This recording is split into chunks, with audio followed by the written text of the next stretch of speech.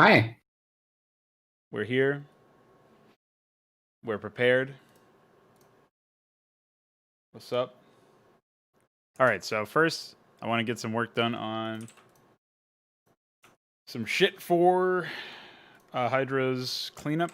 One of the things that I needed to do was I actually needed to fix... Wait, what is this? What are my changes? What did I do? Oh, I'll just discard these.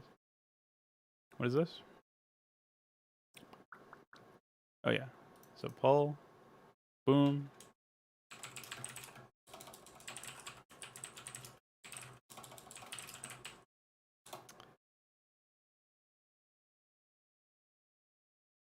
So you actually sent me a message about Ace. I don't remember what the context was, though. You said that in normal Starcraft, Marines with Stimpaks attack with 9-frame cooldown, but they were supposed to have 7 with random variation of 6 to 9. So basically, it was a bug that set them to 9. Is that what I'm getting?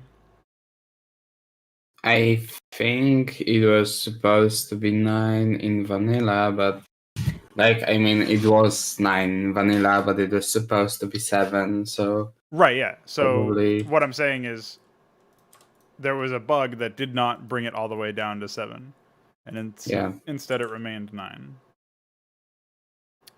I think then we should still preserve the balance of things as it were. I don't think it needs to be any more powerful. Another thing that got fixed was some stuff related to the... come on. Some stuff related to sound effects. I guess there was some botched memory patch from one of Iquer's files. What did he say?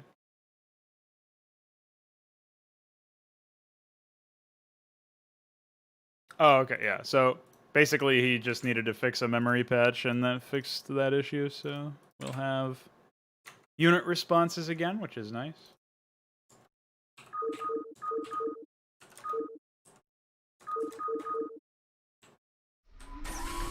I read you. Orders received. Yeah, there we go. And then... Destination. Oh, yeah. I think this is still... Wait, hold on. In transit HQ. Strap yourselves in, boys. Yeah. I'm not sure if I should keep this change. I copy that. Go ahead, HQ. Input coordinates. In transit HQ. Like... Strap yourselves in, boys. Should I disable it until we actually implement it fully, or... I copy Not sure about that one. can you actually stack missile turrets? Can you check for that? Because if you can, I think it might be broken in current iteration.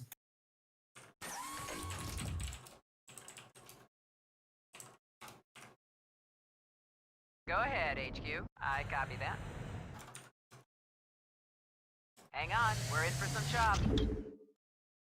Buckle up. I copy that. You can't stack them, but you can put them as close as their collision box will allow, instead of their placement box. So, sort of? Go ahead, HQ. Buckle up. Strap yourselves in, boys. I copy that.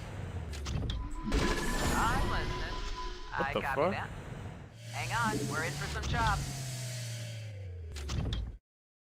In the 5 by 5. Buckle up. Strap yourselves in, boys. In the 5 by 5. I copy that. Now there was some weird sound effects playing. I'm not sure what was going on there. Strap yourselves in, boys. Slurp. I should definitely disable it for bunkers. Hang on, we're in for some chop. Just because there's a lot of problems with them for now. Hang on. But can you imagine a fucking opening cutscene in one of those micro campaigns where dropships just start dropping bunkers? Yeah, I could imagine that. Oh. It's a sound effect that plays when the missile turret starts attacking after being frozen. I wonder why that happened. It just plays like a random sound effect. Did you answer? Okay. Yeah, that must be from the iScript or something. I don't know. What the fuck? I haven't seen that one before. Oh, of course. I can't actually use iScript anymore because we're using Ace. Gross.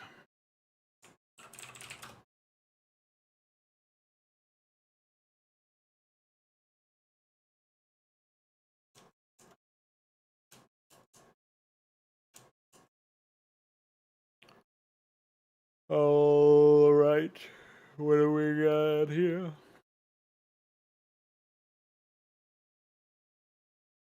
Looks like maybe it's the long bolt missile. Hi. Hi.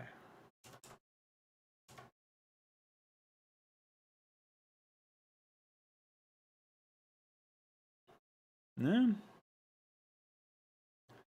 I don't know.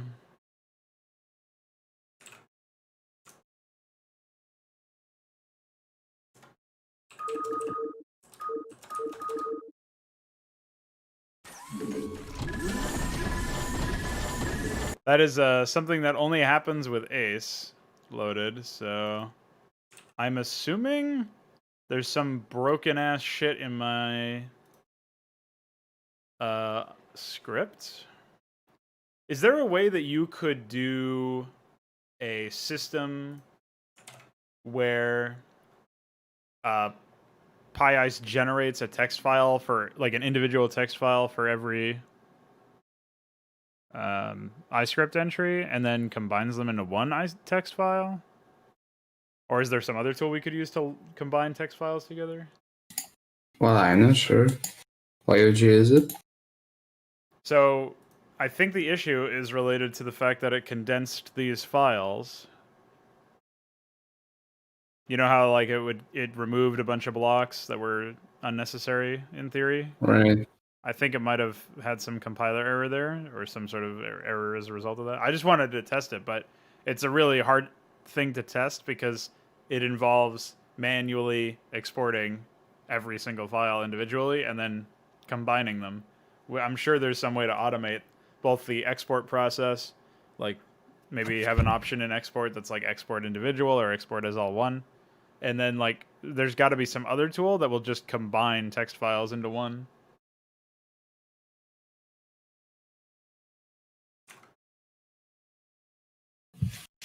I'll take a look.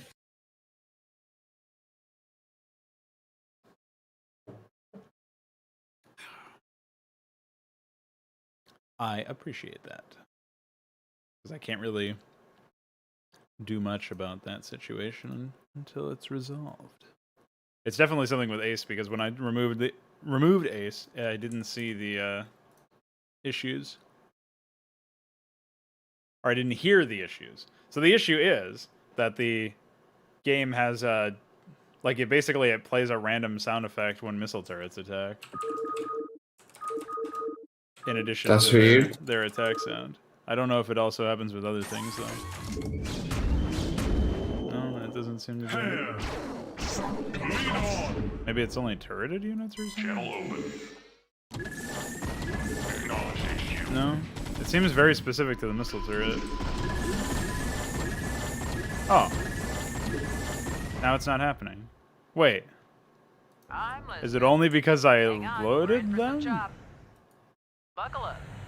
I copy that. In transit, HQ.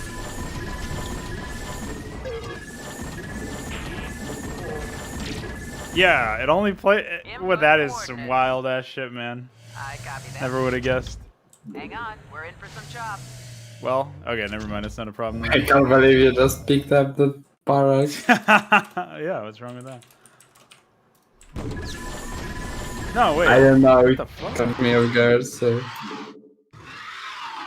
Yeah, maybe if it's misplaced, like not on the grid, maybe then it's fucked up. No, it does play. Anytime I issue the order, it plays the sound for some reason. But oh, maybe this is a GPTP patch error or something. There is no yes sound for that. So this might be a GPTP thing and not an ACE thing. I guess I'll remove it again because I didn't really aggressively test it because I didn't know what the actual error was. I have to open up a dummy file.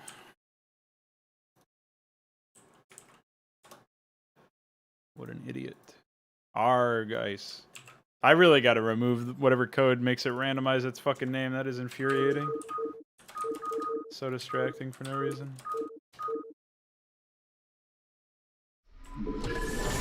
Yeah, okay, so it happens without it.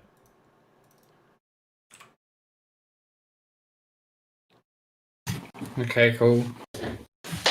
5 times internet speed and 5 times the homework. Well, I guess you can use that internet speed to hire some more men.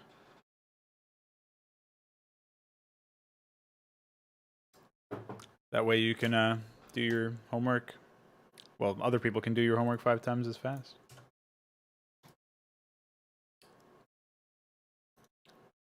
Alright, so yeah, I gotta let Icar know.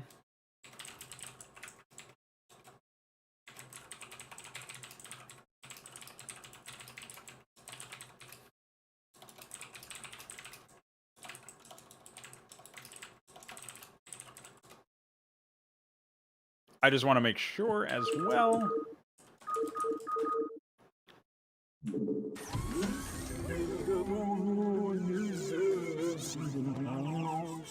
That was embarrassing. Yeah, so it looks like it's the case for just any moving, like ordering any building to move or attack.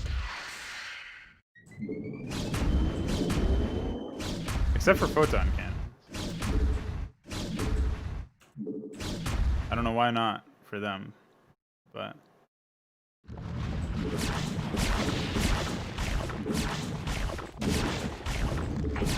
Yeah, it happens for these, so... Yeah, the only one that doesn't do it is a photon cannon for some reason. I don't know. But I let Icar know about it. Okay.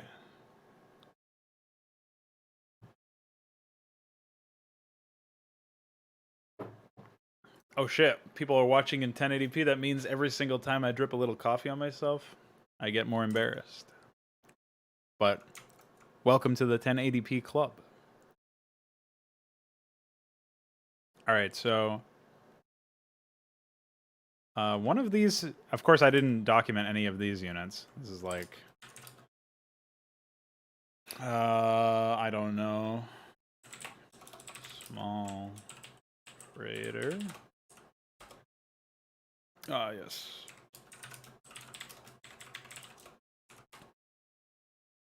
This would be large freighter. I'm not a spaceman. I don't really know any of this shit, so we're gonna just call this Hammerhead. This is like fucking Tempest or something. I don't know.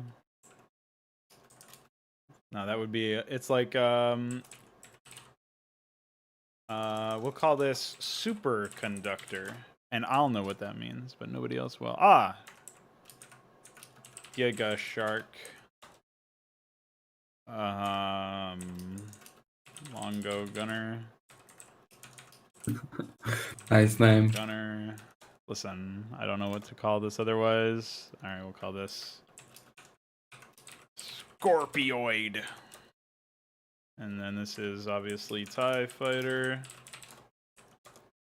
It's not even a TIE Fighter, it's another Star Wars fighter, but I know what I mean. This is fucking Psycho Spinner.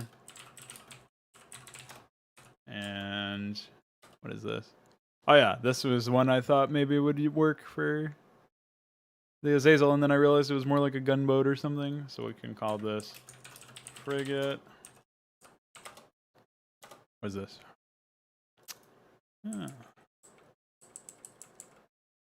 I guess this could be a gunboat as well. I don't know. A lot of these don't really look that menacing, mostly because they don't have any apparent guns, but I guess this thing has like this giant... Yeah, this is another Griffin.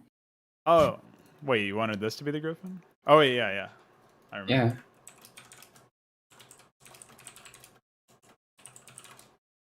Yeah. Okay. I don't know if Griffin will be the final name, but... What the fuck? This is whale. Ah. Void server. And yeah, this is what I was thinking as a potential replacement to the Wyvern because it has that like lower turret, but I think it's also smaller, so we'll probably keep the old one. Small freighter with gun. Yes, hoop thrower. Why hoop thrower? Because he's got hoops, dude. Didn't you see?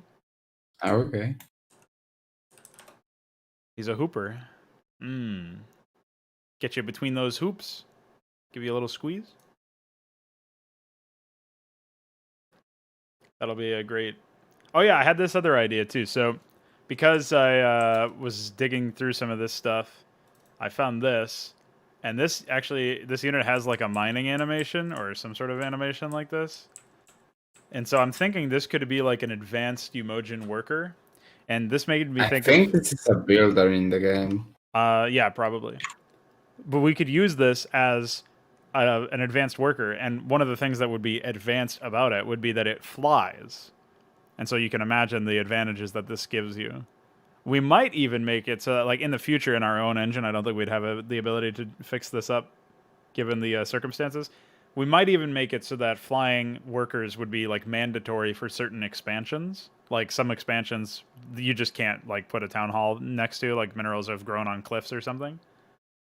And the I think the idea there would allow for all sorts of interesting ideas. So it would basically be like a tier 3 or tier 4 worker or something, and we could have one for every single faction. So the Protoss, the Conclave Protoss, could probably take that like yellow dome one that you sent me a while ago. They could probably take that one. I don't even remember where that one is. I can find it in here probably, if I converted it, which I may not have. Yeah, it doesn't look like I did, but it's in here somewhere.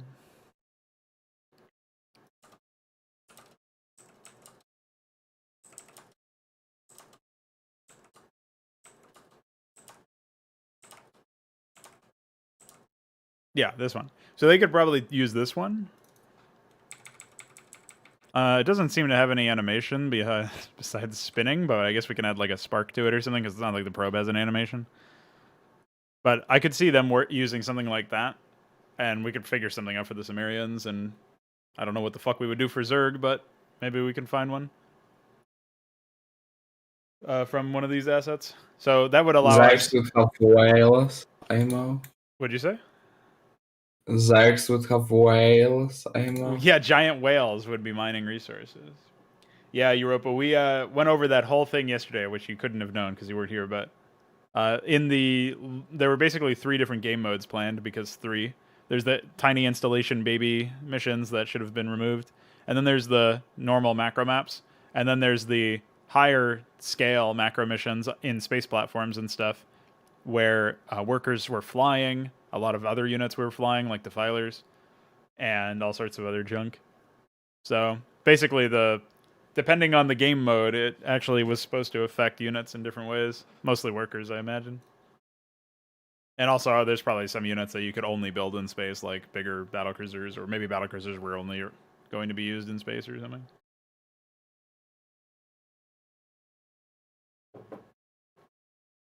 Now, I'm not sure about some of the bigger units that we have in here.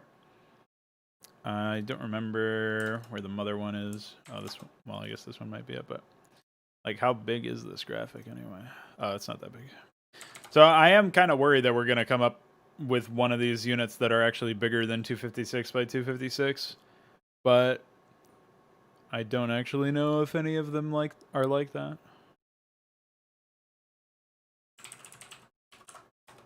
So anyway, what do you think of the whole flying worker idea? Yeah, I think it's cool. Also, if you would have flying town centers and have like totally like in the space mineral clusters, I think that could work. I forgot to do the right one. Idiot. Wait, can I just like disable this? Bye.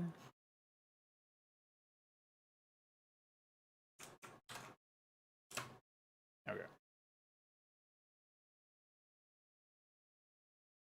Yeah, I'm not sure about the flying town centers, at least in Deliverance. I feel like that might be a pretty big thing to mess around with. However, I did find a fuck ton of other graphics. So if we go to the Federation ones, I found like these warp ring graphics. I don't know if this one would work in the palette because obviously it has like it's like light blues and stuff over black, so it probably wouldn't work. I mean, maybe it would work in space. If it was completely surrounded by space, it might not be as big of a deal. It certainly wouldn't work over regular terrain. This, on the other hand, I think would be fine. Because this makes it look more like, oh, there's actually space on the other side, like this is a warp portal or something. So I think we could make this work. It's just that there's no animation to it. So like, there's an animation for it idling, but unless we make it play fucking faster when it's building something, then there's not much of a point. So maybe this could be like a Nidus canal for Terrans or something. The thing is, I don't know. I mean, that's kind of boring conceptually. So yeah, it could be a Nidus canal, but a unit only. In contrary to Nidus canals. Right. No, that's true. Because it definitely doesn't look approachable by ground units, so we could make this an air structure and have air units only be able to go through it. And I'm sure we could piggyback a lot of the same like AI Nidus code that iQuare has written for Terrans building it in their bases or whatever. And this could also really help if we decide to make the Emojins more air focused in general. Like, I'm sure they're going to have ground forces, but it might even be cool to have them like focus on air units or something. I'm not sure how it would work out, but we are also limited based on the assets we have. The other thing is, like, at this point, we definitely have assets to completely make a new race. It's just that race would have to be the Emojins instead of the race you're actually playing. So that's the biggest problem. Is like, I don't actually know how that would work out.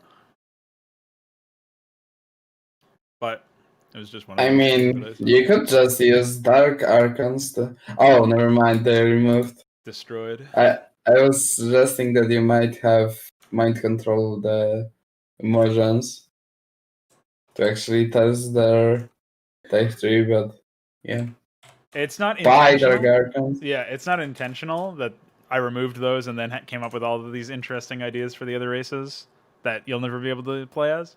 But it is just... We could have a replacement for Dark Archons, I guess. I don't think we'll have one that is the same caliber. Like, I don't think it'll have mind control. I think instead we'll figure something else out for it. Also, I found out like a rhyme or reason for the reason. Like, some graphics don't have 32 facing directions.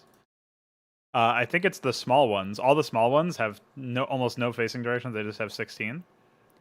And only the big ones have like actually 32, like this one, for example. Like, I don't know why. I guess they thought because the units were smaller, they didn't need them or something, but pretty bad, in my opinion. Like the Wyvern, for example, only has the... I guess the bigger structures have slower turn rates, so... Yeah, true. But I don't know. I don't see that as a legitimate argument for removing detail, you know?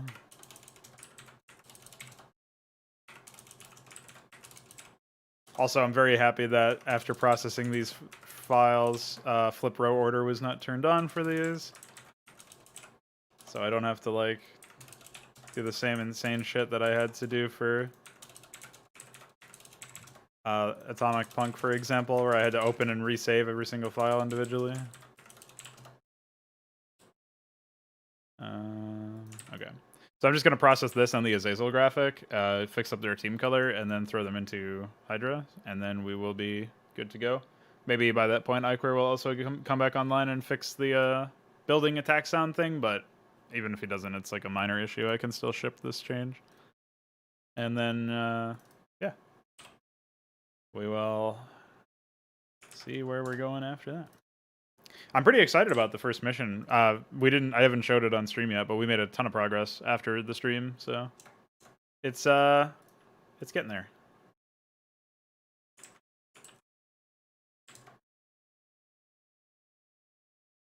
We are definitely getting pretty close to staring down the barrel of a testable map. Well, like a map that just needs AI, basically.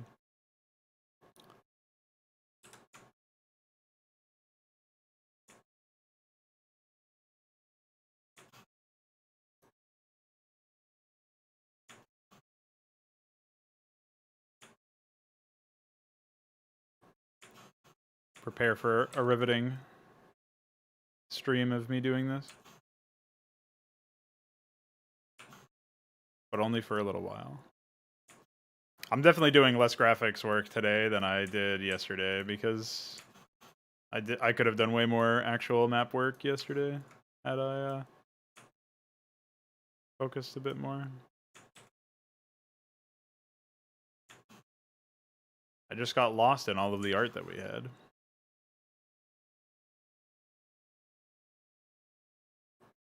I don't think there's really any Warhammer 40k graphics that would fit the art style. It basically already is a Warhammer 40k game though, so I'm not really sure how useful a change that would be. Change nothing. Okay, I'm done. It's over.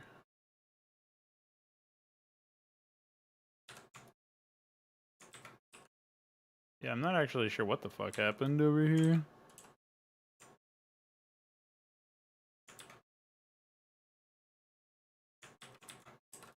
As far as the team color goes, I guess I could open up the original frame. Oh, I actually don't have the original frame in this folder. I have it in another folder. Add unit. Oh, I don't even remember. I think it's the XP03. Yeah. So if I open this up for reference, looks like they actually do have that weird arc. What the fuck?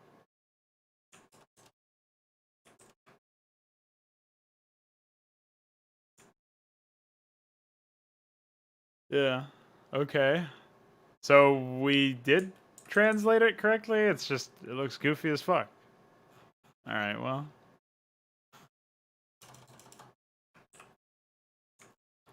Just gonna go ahead and move on with my business.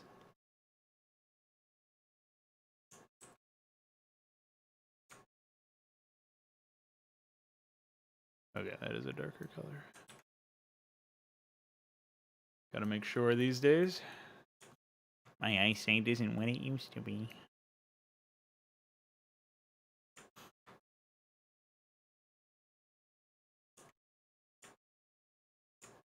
Let me just remove that.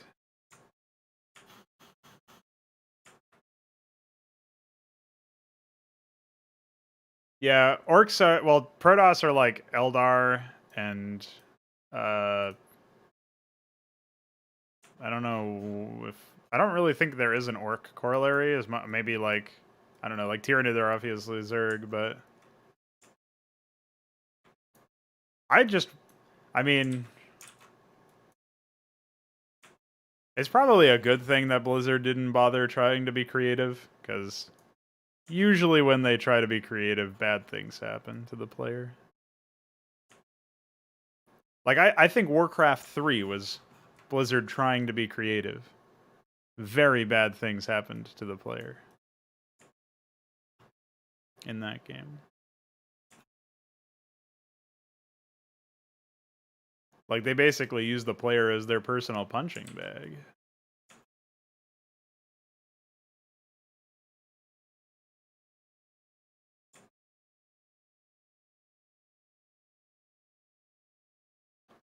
You're using words that I don't process, man. I'm no fucking... What should we call people who are into Warcraft 40,000? Warhammer 40,000? Should we... I'm no war boy. I'm no hammer boy. I need to pick like the gayest sounding word possible. Are you a hammer bro? No idea. Come on, bro. You a hammer bro? You paint like minis and stuff?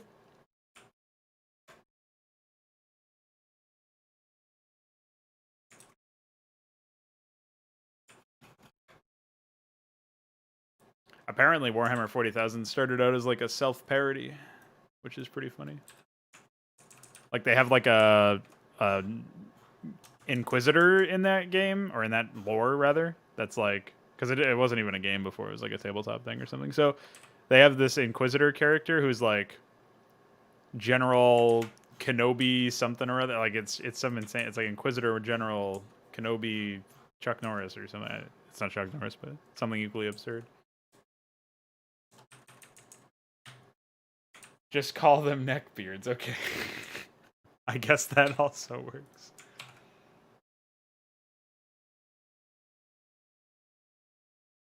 I don't get the whole text-to-speech thing.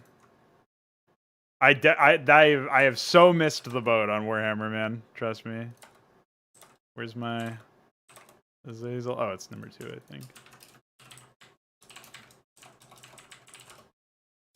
Right? I thought oh, never mind. I did rename it in the other folder, idiot.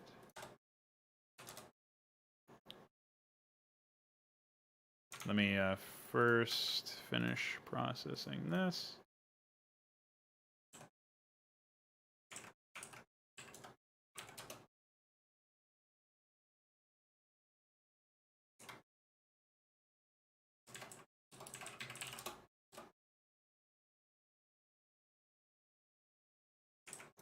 Mongol Gunner, dude.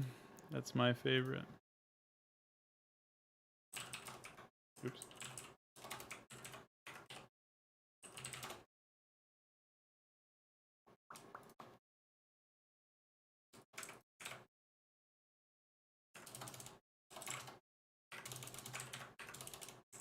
Hey.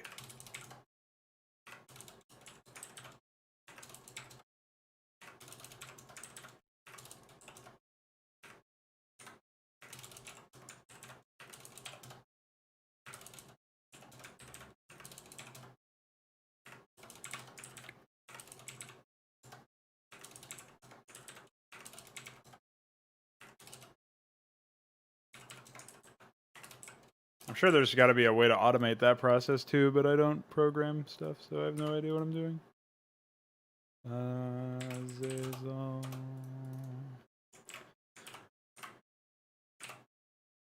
Aren't you even a biblical scholar? It's pronounced Azazel.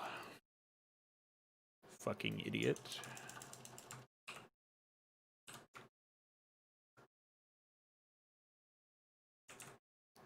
Oh no, I have to restart Photoshop. Hopefully I'll have to do that less on my new setup. Hey, my motherboard's actually coming today. Once my USB stick gets here, I can do it. That'll be exciting. Cool. Are you actually planning to do that on like your current setup? I mean, like moving your hard drive and stuff. It'll just be my hard drives. I think that's all that's moving. Yeah, so you probably won't be able to do that before, like synchronously with doing other stuff on your PC then. What do you mean? Like you won't be able to like just make it so the new system. I guess you could like install the system while you're still doing shit on your computer. Well, I'm gonna be booting to an SSD first before I even bother plugging in new SATA drives or whatever. Apparently, you can just plug in the SATAs in the middle, like without much fanfare. So.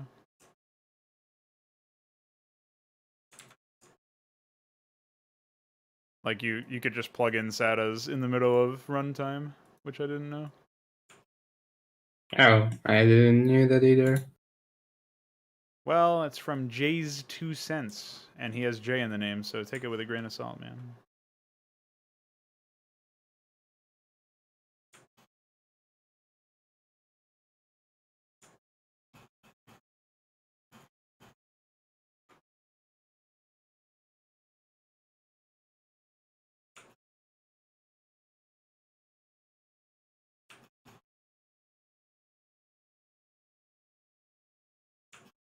Is there supposed to be a block of pea color over there. I can't tell. Whatever. I'm not doing it.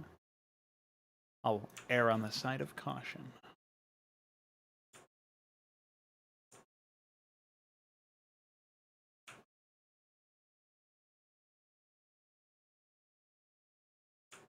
Oh shit.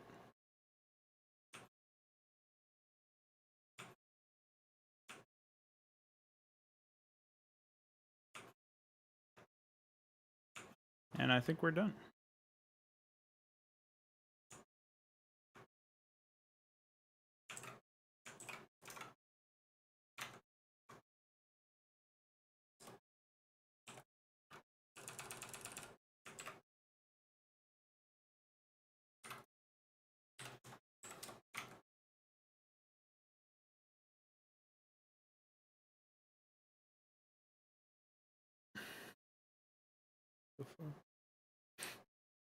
I'm glad I named the Wyvern Azazel. That's pretty funny. I was really not paying attention. Okay, so we'll close this. Get rid of this.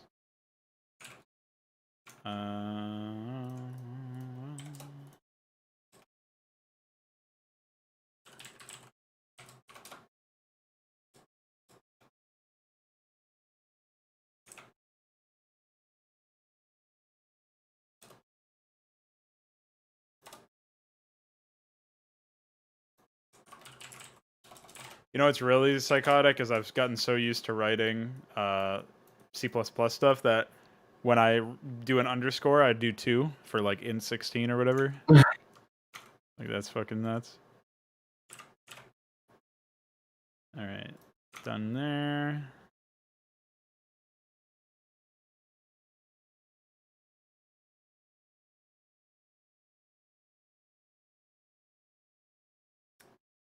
I'm glad that you're looking at that in a positive note, Europa. Pretty embarrassing, dude. They finally finished porting essentially everything over from Warcraft 3 into Starcraft 2. It's the same fucking engine. The whole thing has been the same engine. Warcraft 3, World of Warcraft, Starcraft 2, fucking Overwatch. Overwatch is a little bit different. Heroes of the Storm. I think Overwatch is their first engine from years. Yeah, well, even that has DLL code in it from Diablo 1, so fuck it. Oh, wow.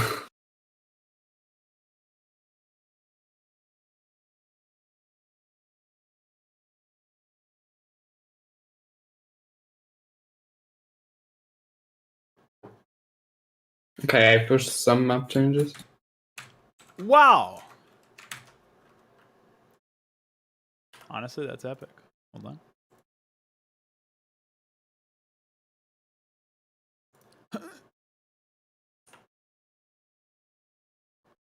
Rectangle. What kind of change commit notice is this, Iquare? Rectangle, guys. Rectangle. Iquare's such a nice boy. I wonder how this is going.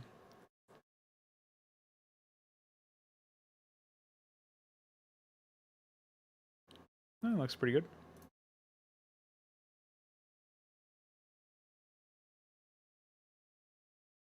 All right.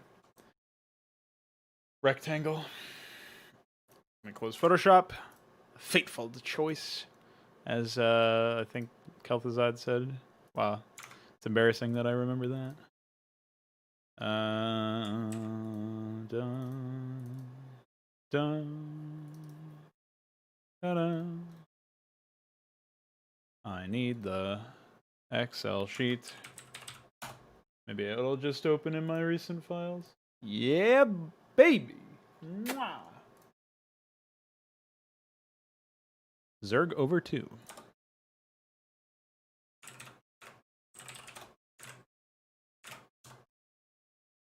And I think the other one's a critter. NK critter. Honestly, I still feel like the oh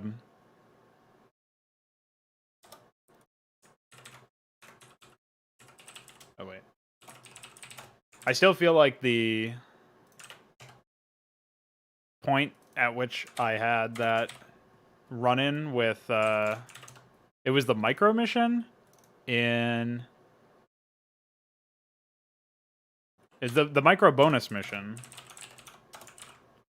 Oh yeah. And I clicked on an Ursidon to kill it, and it spawned a Necron. I really think that was like a fever dream or something, but it's actually real. Like, you can go and find it yourself.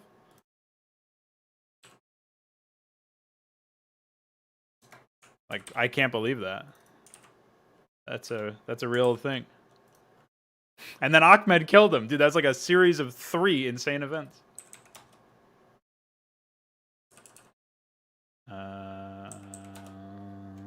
Okay. Critter.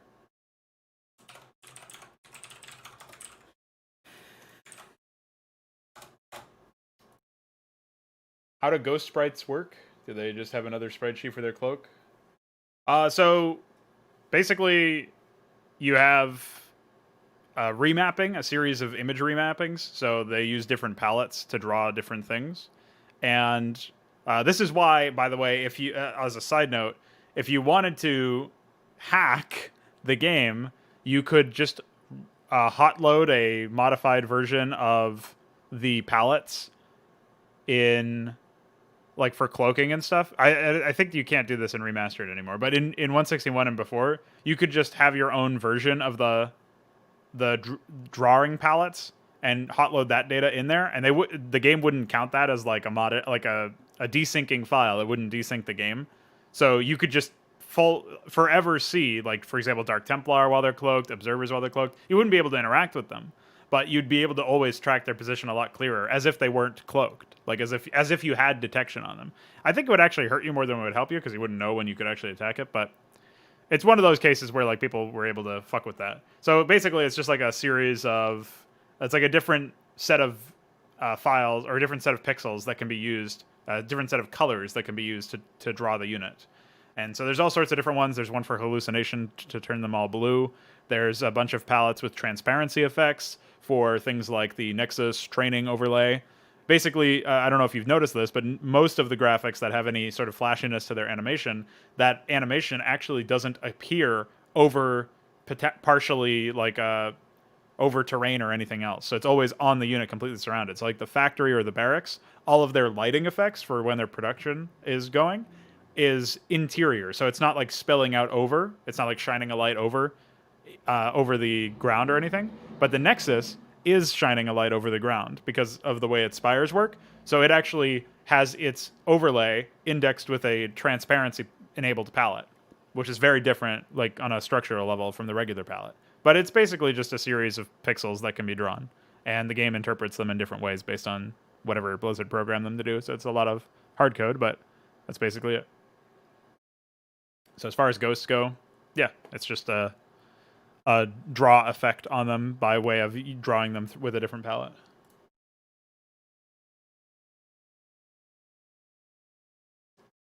Oh, did you bring me the Omega N? Yeah, that's the moment.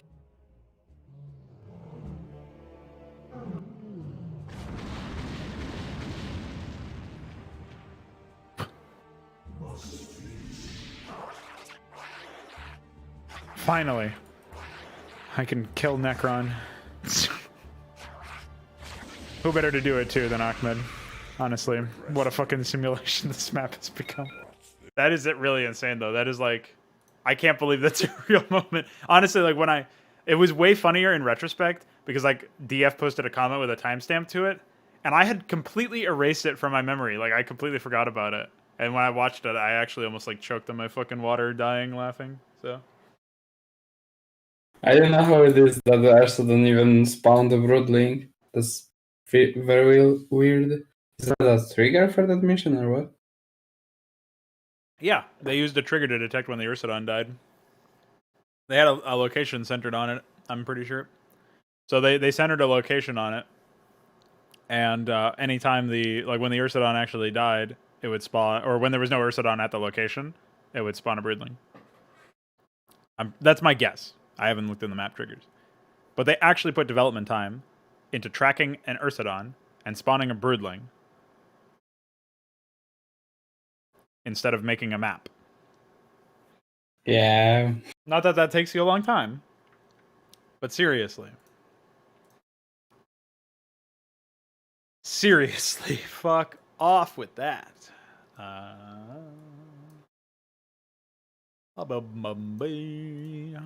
Okay. So, are we prepared to work on the map? I think we are. Let me take a Yeah, look I at am. the changes that you sent over.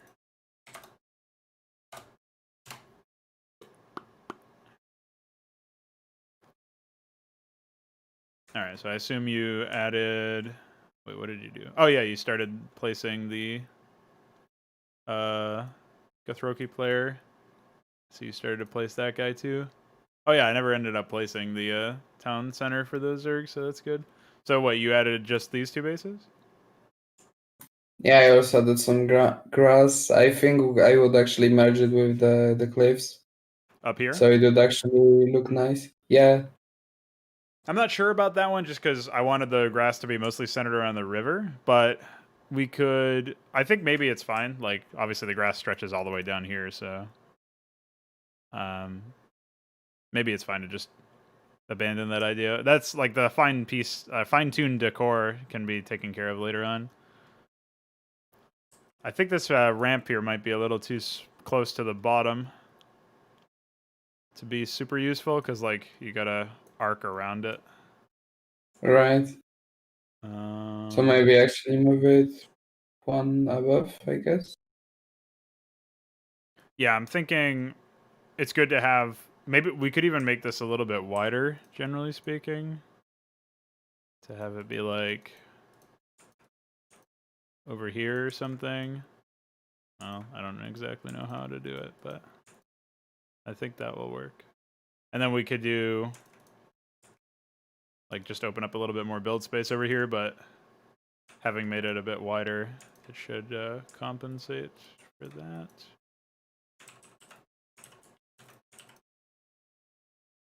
And then I think we could do that. Should be fine. Wow, nice randomizer over there, man. Give me the same tile 3 times in a row. A classic. Huh. Oh, wait. Wait, what? I think you pranked yourself with that. Unless I pranked you. No, it's definitely a prank from you.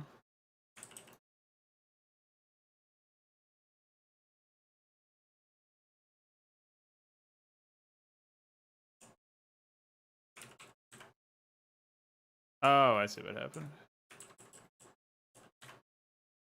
It was just off center.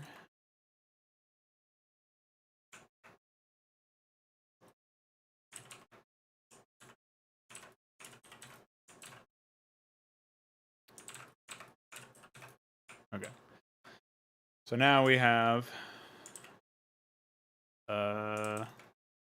it's kind of a roundabout, I guess. Like my changes made it so that it's a little bit harder to actually move around, but the reward for if you end up moving your units down here and around, well, add like a ramp over here.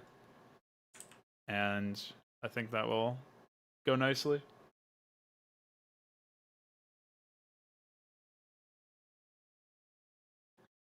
We could even, I guess we could move the resources up against this cliff as well, but I feel like we've done that a lot already elsewhere in the map, like over here and over here and over here.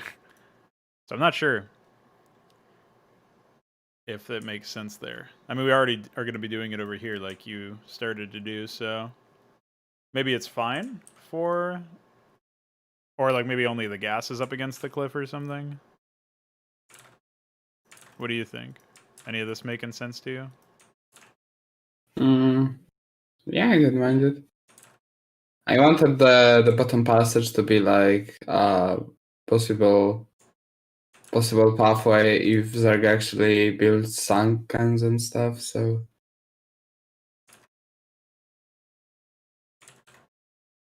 So like they set up shop over here, and then you can sort of come down here. We could make it even so that this is sealed off as far as like you can't build stuff down here. Like we could add unbuildable tiles. I can add ruins that blends with raised jungle, for example, and we could make it so that we could do that. just not feasible to build defenses up there. I mean, we could also just tell the AI not to build up there, but I think it's better for immersion's sake. If like it would make sense to build up there, but you can't, that's one thing. If it makes sense to build up there and they just don't, it's like them being an idiot. So. Right. This. Now, where did it sort my jungle? Thank you for getting this started, though. This is definitely going to be gonna make it easier for me to fill in the details over here. I still can't believe how much progress we made in one fucking day yesterday. That was nuts.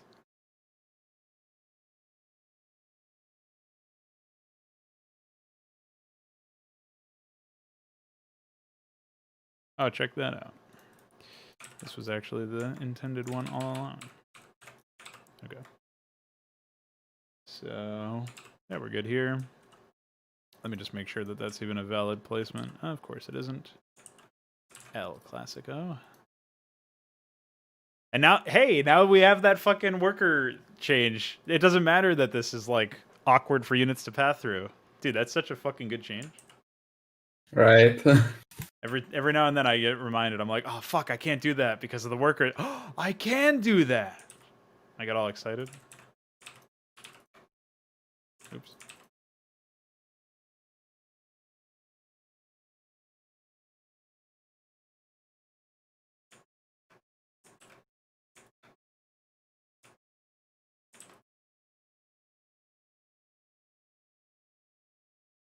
I guess I can just manually place all that later. So it doesn't matter that it looks fucking weird now. And yeah, I'll definitely make some coastal mask for the other shit as time goes on as well. I think we'll go ahead and let this trail off. So I guess we can have like the jungle trailing off and being a little bit less, like a jungle receding or whatever. We can have that be more towards the middle of the map than anything. Like this whole area can be noticeably more barren, almost as like I like the idea of it being like, oh yeah, there's like a bunch of fucking fighting happened over there, so maybe the weapons burnt the ground or something. I don't know, like some sort of like battle scarred idea. Obviously, we can add some more doodads and other custom shit later on that will help sell that more. But I'll definitely make like a jungle masked dirt cliff or water cliff, coastal cliff.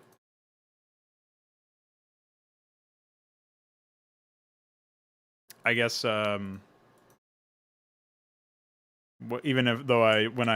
I do end up making that, it'll probably still end up being placeholder though, because I think DF was going to make some coastal jungle stuff that works with his new palette, because the current one obviously has fucked colors right now.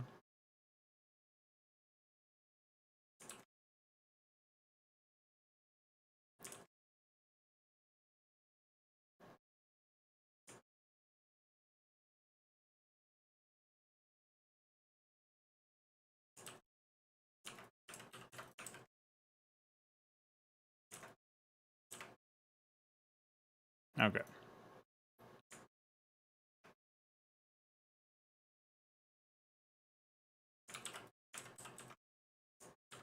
Have to do jungle bridges and all that shit too.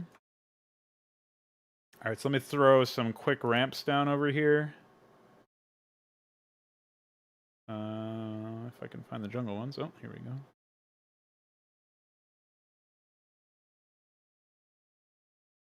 I like the idea of like a nice wide ramp at the back entrance here, so that if you do, like, you get rewarded if you're actually able to move your units over here, you get rewarded with a nice open area to attack.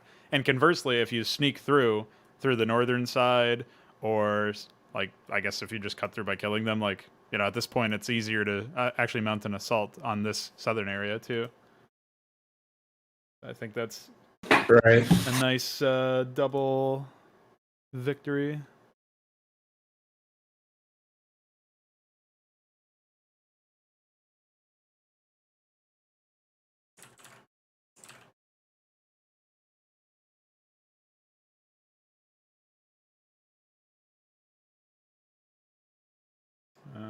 looking for a suitable ramp for the other side.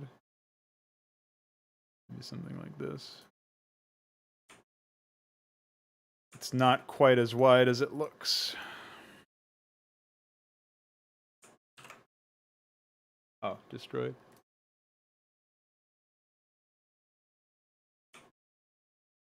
Would be nice if Ripcord didn't do that, but you know.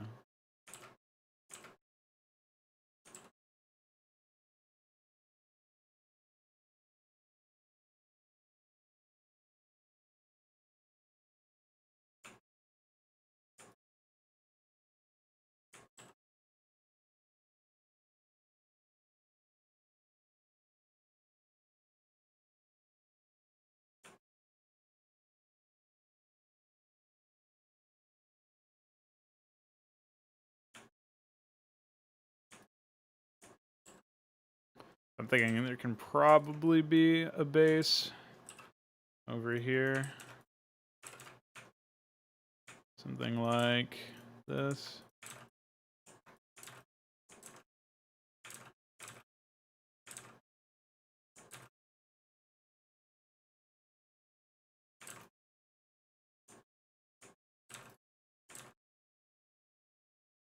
I think you'll still be able to gather from that. Even if I put it over there. But I'll put it there to be safe. Alright, so this is only 8 minerals. It's not crazy. I think I'll add another one. If I do that, you can't really take anything. I guess we'll stuff one over there. Should be good. Nice. Alright, so we got another base over there. Maybe this cliff could be reworked. Hi. I'm thinking we make that ramp. This will probably be where the initial stuff actually is. Yeah, let's do the thin ramp on that side. So it's a little bit harder to just walk up and smash the workers, and then we can do something like this.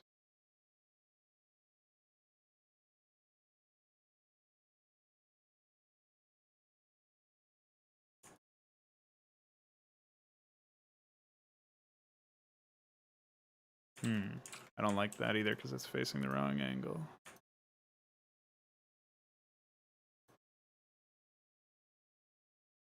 But that's kind of restrictive. Alright, I think that will work. Just gotta tuck that in a little bit to make it look a little nicer. Maybe throw a nice little cave in. I guess we can put that over there. And fill in this. Nice. Alright, so after reshaping the cliffs a little bit, I feel like this base came out okay. It's a 9 mineral field base. Don't be alarmed by the placement of this one, you can still mine from it. So I feel like, I guess my concern with this one, it's not really a concern. So here's like some immediate observations that I'm making that I believe to be accurate in this case. I think that the way that this has gone is such that so basically the balance of the area is that the Zerg down here in the bottom right, we'll call him Gorn for now because he's chestnut. So Gorn is positioned such that he can't really do much to deny this base because, like, in order to get access to the ramps, he's got to go like down and up, or up and around and down, or up and into enemy territory and then through the north. And kind of the same is true of Guthroki, whose color will change at some point. Like, Guthroki has a bit better access to it because he can, like, attack from the... He sort of has, like, an easier angle to take to go from the eastern entrances, which are wider, or the western entrances, rather. So the western entrances are generally wider, so you get a pretty decent amount of, like, a concave or whatever, and then this distance isn't too bad as maybe an early base if Phoenix's forces wanted to take map control. Depending on how much pre-play stuff we actually wanted to throw on this map, we could even have Phoenix's fortresses or Phoenix's forces start with an expansion or set up an expansion really early on with like maybe they have got a pre-placed bank of 500 minerals or something. And they're like trying to do that. Like I think Githroki and Phoenix's forces will be the ones that have the most starting forces, similar to Dagoth and Phoenix in Protoss 1 for Hydra. It's kind of a similar situation there, I think, where they've already been fighting for a while. We might also have Deimos start out with a little bit more pre-play stuff than the player does, and the player already starts out with some pre-play stuff. So I think all players will start with some pre-play stuff. But the ones who have the most of it will definitely be these two players here in the middle and the bottom left. I think. Yeah, makes sense. Definitely. Yeah. And I'm not sure if we want to start with a Nexus, but I kind of like the idea of showing their fall from grace in that sense, where like this base would get picked off in the early stages unless it was protected. Odds are the player's not going to be in a position to do that. So I'm expecting, like the early game flow, we could have some sort of prescribed early action from these two players where the focus of Githroki is to pick off this base, but you actually see it being picked off because like you have shared vision of him, right? So, and then they'll like make a comment like, our forward base has been destroyed, we're going to take a safer location. And that's when they'll take this one. So I don't know if that would feel too on the nose or feel too like orchestrated and unnatural, but that's like a thought that I'm having now, because I like that the map favors engagements between these two players right now, and that otherwise, like, while it is quite possible for this player in the bottom right, Gorn, to attack Phoenix's forces directly to get to this base, like it's actually a pretty disadvantageous situation. Unless he were to go like heavy air or drop or broodling or something, then it's like really easy for him to pick off the mineral line. I guess he can't broodling probes, but he can attack the mineral line from a range and stuff. But he has a height disadvantage going into it. So whereas like obviously it's a lot easier for Githroki to mount an assault there. So I think that's cool. I think that adds a little bit to the dynamic, because you basically have this situation where the player may not know exactly what to expect, I guess.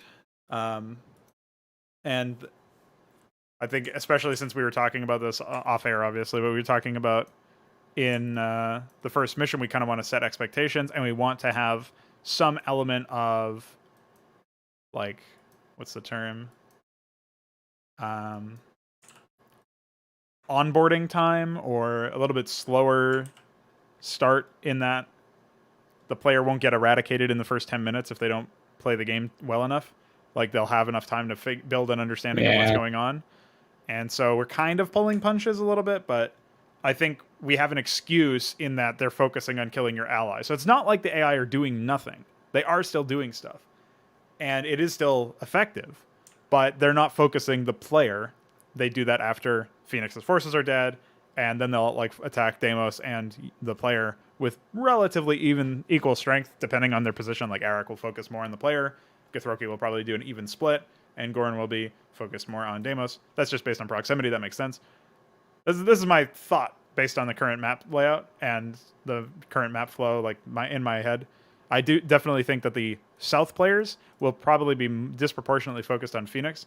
Obviously, Gorn has access to attacking Deimos and will probably harass Deimos after the first couple of attacks. Maybe his first attack goes to Phoenix and the rest of them go to Deimos or something like that. Or like we can figure out some system for the early game.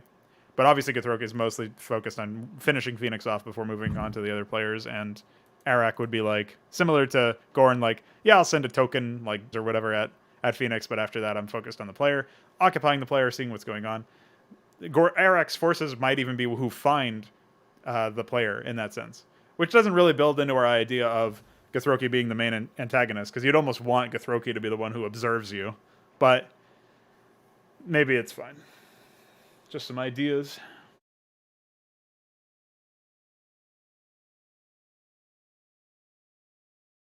I mean, if we really want to make Githroki special, we could make him the player who's sunken dropping. No, that's Arak, dude. Arak is like a weird guy. He likes to sunken push and all sorts of other crazy shit. Okay. That, like, if you remember the plan for the first Terran mission, it's Arak sunken pushing all the way down into the player's Right. base. So, I mean, that's his MO. I don't want to steal from his glory.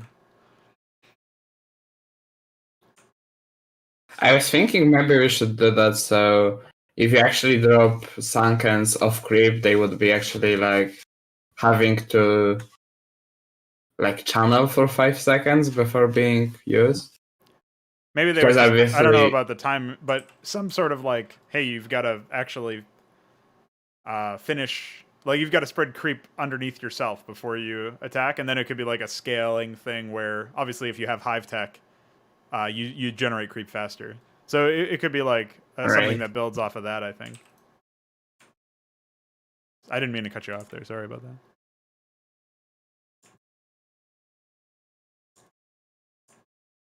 Yeah, I think the creep mechanic could work too.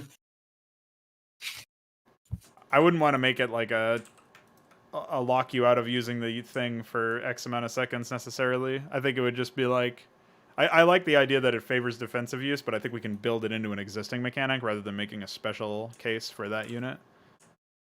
Generally, I feel like it's a stronger approach. Right. Just a bit more familiar, or the player will be a bit more familiar with it. I can't believe that there's only 2 fucking outer corner variants. So annoying. I wish I had the artism skills to fix it.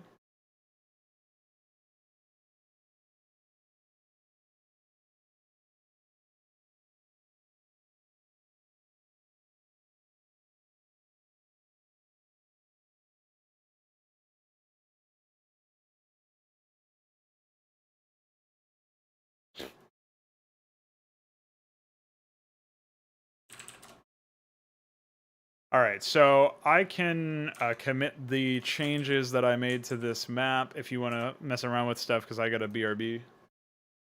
I don't know if you'll have any ideas of what to do, and when I come back, if you're still in the middle of editing, which is totally fine, I can start working a bit on the script. So I will say... Yeah, seems fine to me. More south region, add expansion in the middle. I forget what else I did. Add more jungle. Yeah. I guess that's probably everything important. All right, so I will BRB. You can yell at my stream. BRB.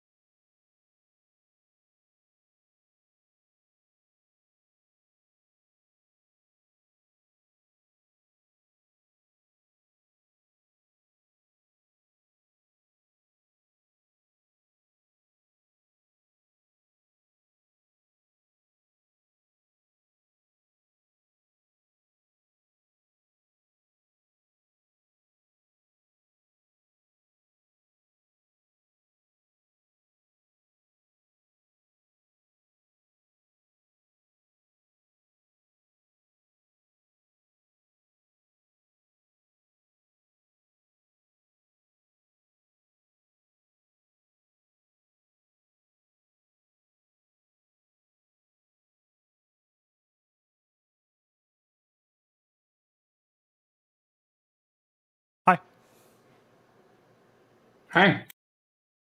So how's it going? Well, I started doing the layout for the Gorn player. Oh, cool. I think I don't remember if I already have the jungle. It doesn't look like I have the jungle blended dirt cliff saved. I only have the doodads. So I'm gonna make that in the brush real quick because that'll make it a lot easier to do that.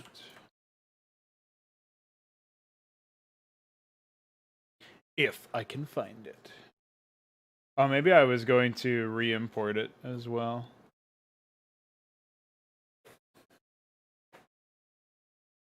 I guess it's not really that big of a deal anyway, though. I'll just do it as it, use it as is. I don't think we need to re-import it.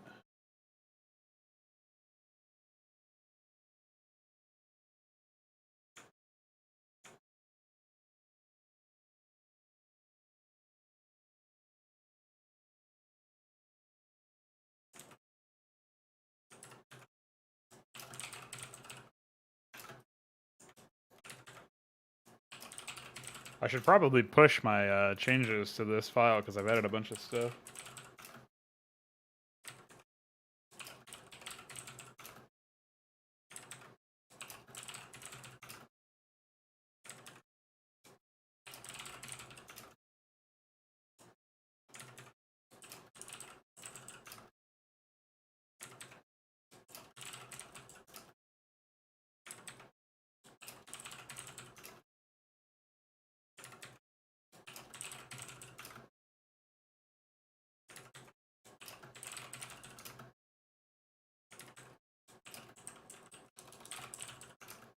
Oh, what's up, Iquare?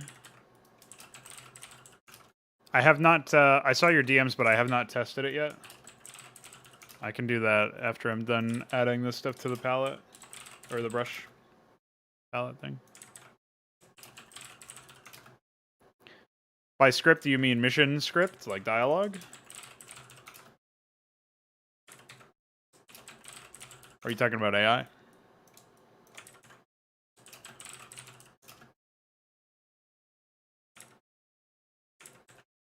Oh, cool.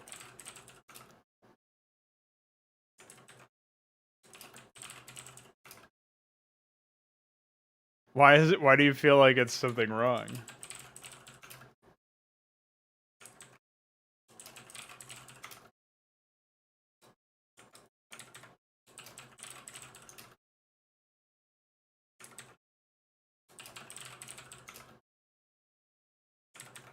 Well, if you want one that you know is performant, you can like take the HYDRA scripts and then just replace all the units and stuff, or like just copy some of the functions in them. It's pretty versatile. It's designed to be picked apart and, you know, used. I guess some stuff relies on like external calls or whatever, but for the most part, it's pretty approachable. I haven't used as many variables as I would like, but I can send you like a cleaned out version that just that doesn't have as many personality stuff.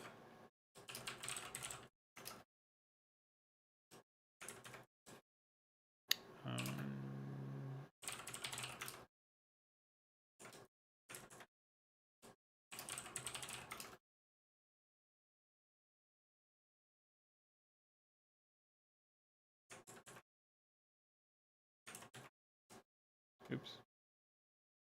That was where I fucked up there.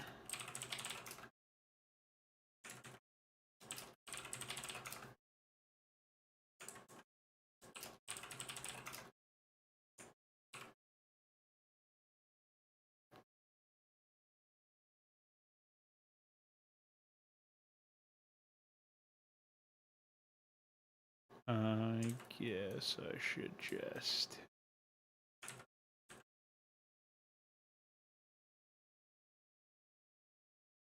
find the... Here we go.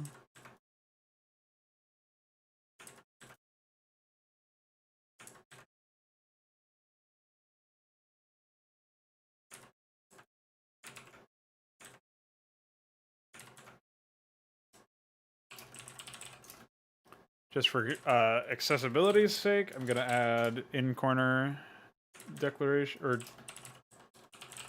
brush contents. I don't know what the fuck you'd call it in this, but I'm gonna add those here just so that it's a bit easier to create the cliffs, but most people won't ever use them, so I'm not worried about it.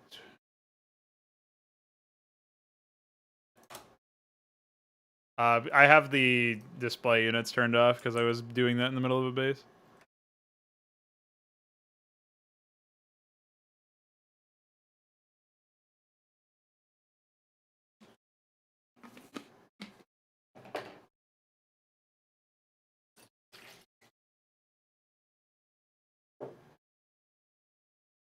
I'm gonna test that sound effect thing pretty quick. The only sound effect hook I have is the building one. The one that allows you to specify unit responses for unit entries past the disruption web entry. I haven't actually tested it. I think there was some psychotic issue with it where it basically removed a bunch of stuff, but maybe that was it like interacting with your memory patch. I don't remember. I don't know if that memory patch existed when I was doing that the first time around, so. If I take a look at your stuff.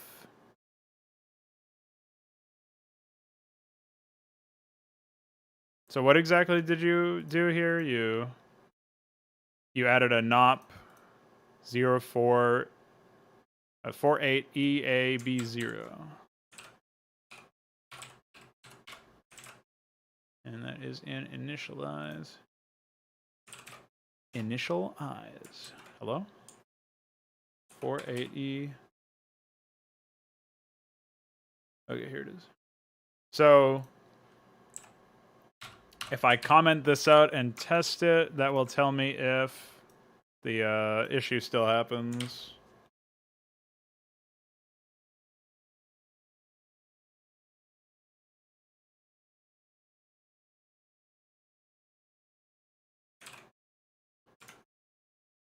Hey, we also did some tests with Ace, and it seems like it does allow for extended iScript entries.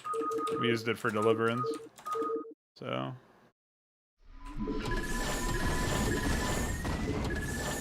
Yeah, it doesn't seem to be happening anymore.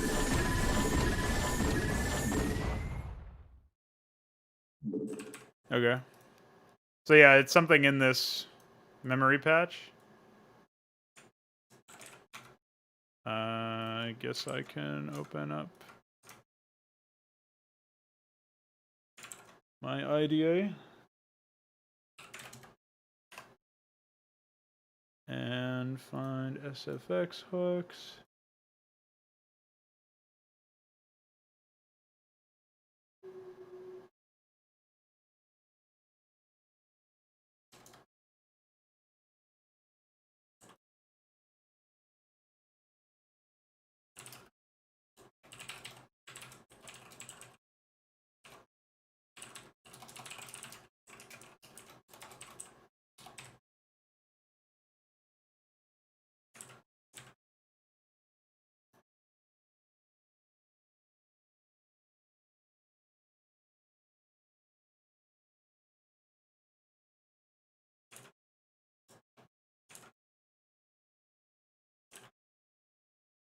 So less than or equal to means this is actually ID. Oh wait, no, that is an ID. So we'll just do A1.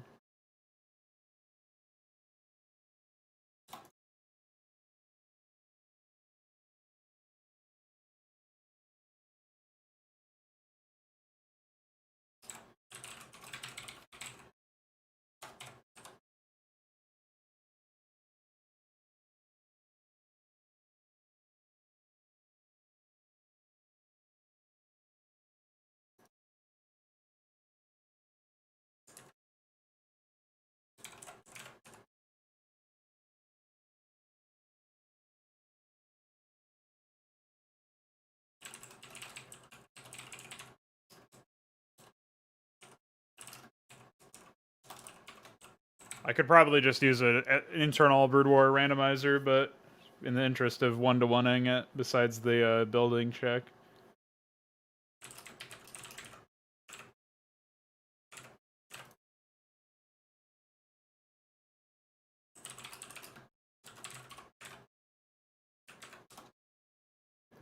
I meant to do this as an underscore.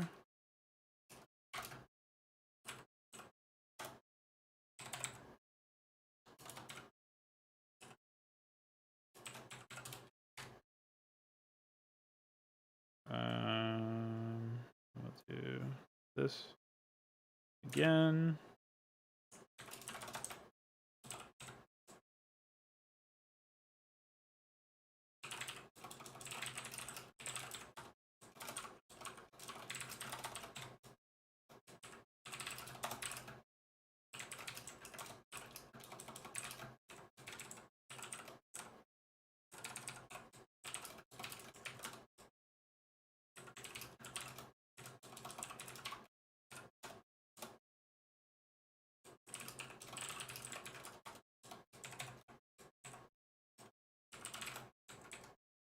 I really wish ASM namespaces or scopes turned off the autocomplete.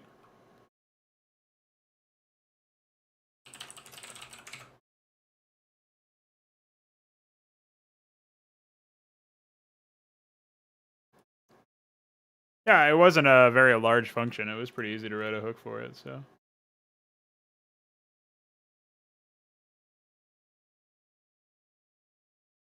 I guess I should...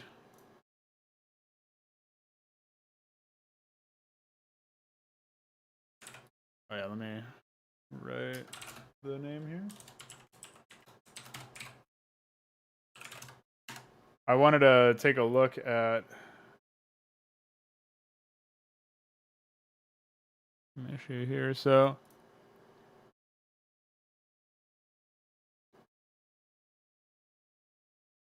now this is actually supposed to be a low word.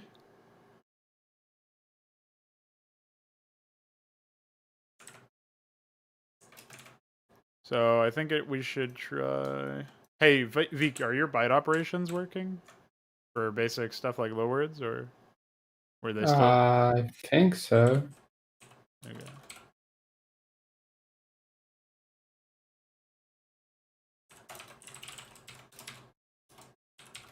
I forget what the shit was called.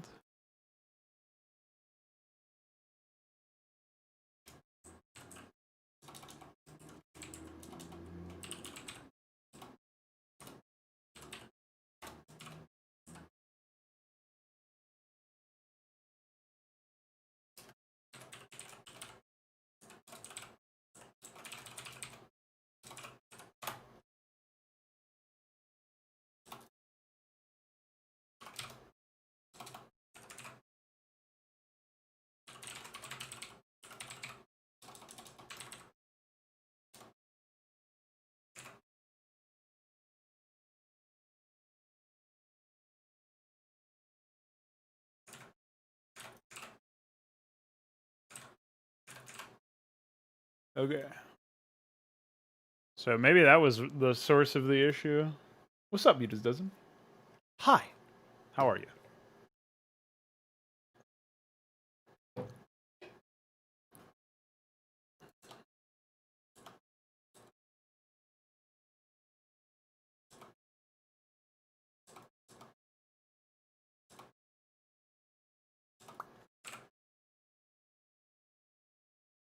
So now in inject, I need to add this new hook that I've just done. Where's my SFX hooks? Inject.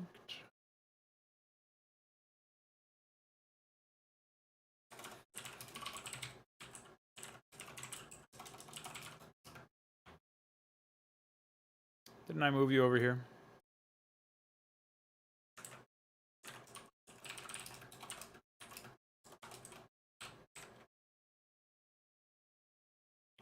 Static. One.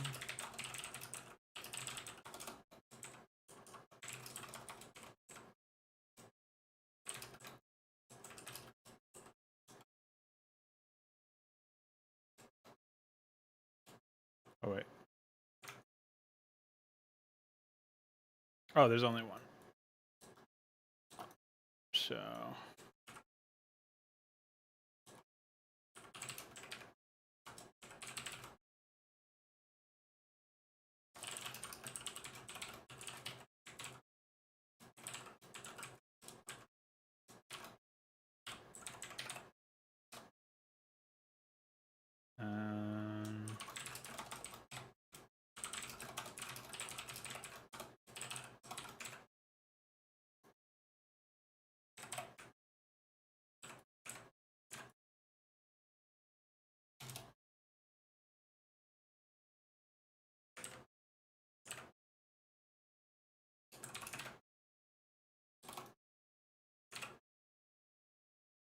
And then in the header file, I just have to define it again.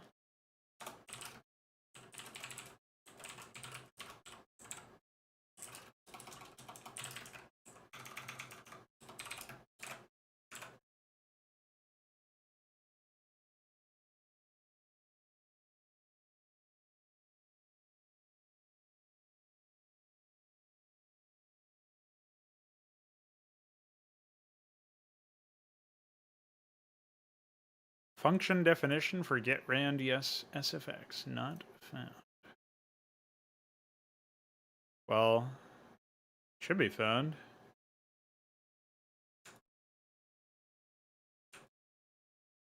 It jumps between the two just fine, so I don't know why it says it's not found. That's weird.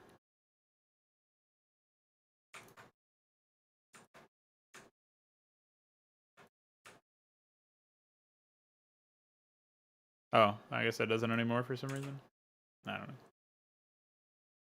It should be fine. Let me just pop into SFX hooks and uncomment that.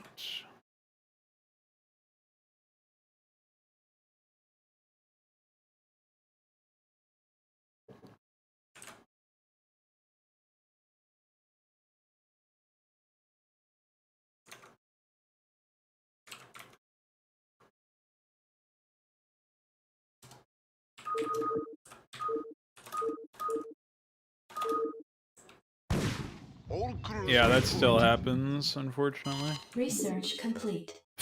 Then it just crashes when trying to get the confirmation for some reason. So, about that one.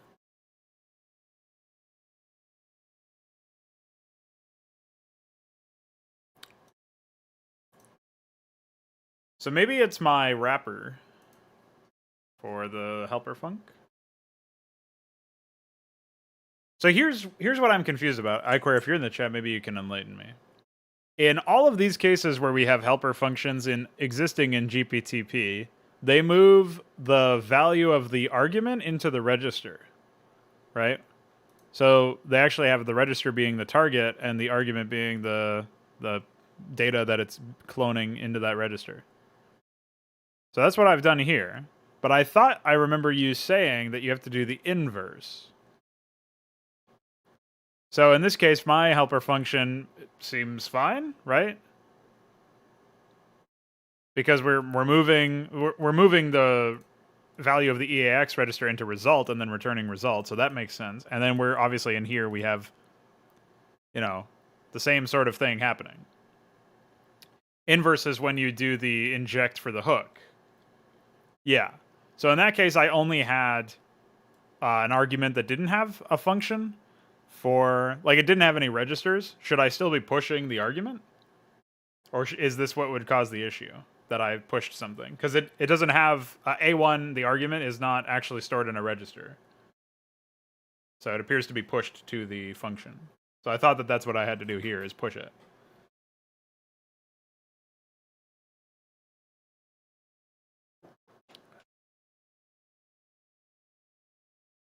Put 5 ice cubes in that cup of water, and it didn't last longer than a few seconds.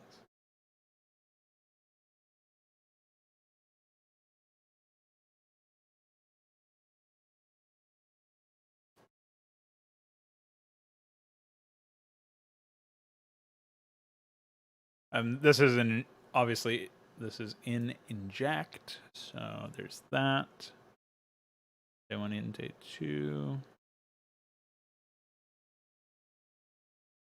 I mean, does any of this look sketchy to you? I don't know why it would cause a crash or be wrong in any capacity.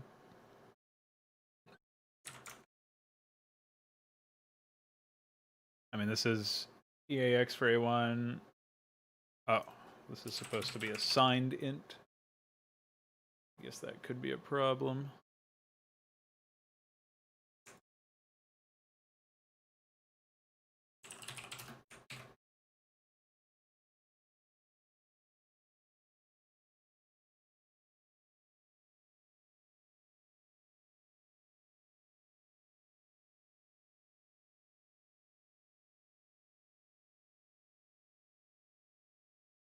I don't think that would be a huge issue, but I don't know.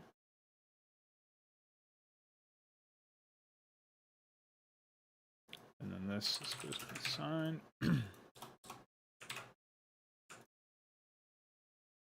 Oh, well, I guess this is also supposed to be signed. And that might be why there's an issue.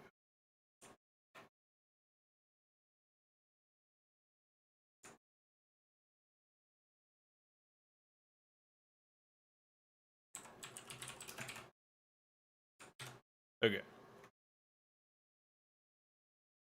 I guess it could also be the NOPs, but...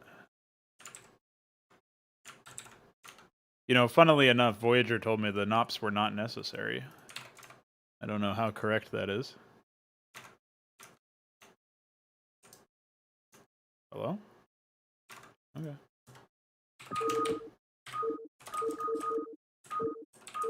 Should probably try to center that dude. Research. Same issue. If I go to add this file, yeah, it was just a second ago.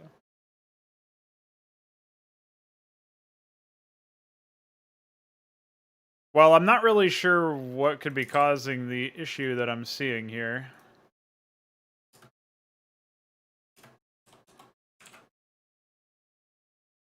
But I guess I'll disable it for now.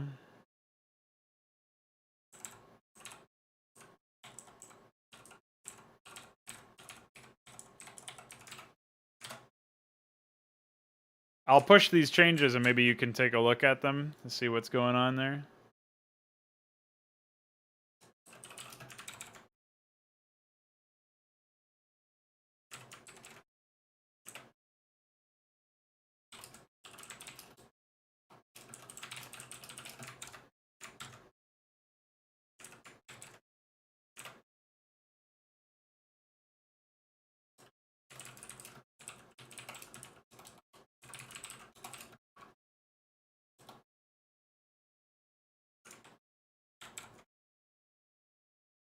Yeah, I saw.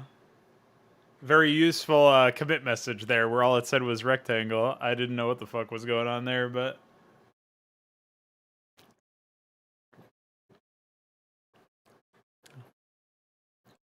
Alright, so that stuff is pushed. If you want to take a look at it at any point, that would definitely be helpful. In the meantime, I will slap this bad boy in there, and we will make another test to verify what's going on here. Alright. So what was the mem patch for exactly? What functionality did it even add? Was it for something else? We are vigilant. Okay, so that's good. Instructions. Affirmative. Shut up, idiot. You're not even implementing. Orders, sir. Yes, sir. Have ourselves a little flyover. Yes, sir. All right, well. We shall. Graphic looks fine, I think. Yes, sir. Receiving headquarters. The Azazels definitely look a little bit better. Way less like random black Excellent. shit in the background. Affirmative, sir. Of course, they are still using that bugged overlay. Commencing. I'm just like, I lucked out on the fact that the Affirmative, Valkyrie sir. Excellent. sort of works. The Affirmative, Valkyrie engine sir. sort of works for them. I still haven't made it a proper engine for them because it takes a really long amount of time, but I will at some point. Right, yeah, but I mean, like, what did it actually add? Was it supposed to fix the problem with, like, basilisks and Vorvelings, for example? Because I thought that's why I did the main big hook. The larger SFX data hook. Oh shit, I said SFX data. That made me think of extended sound effects. Oh yeah, that reminds me, I should probably throw the updated brush file into the GitHub. Oops.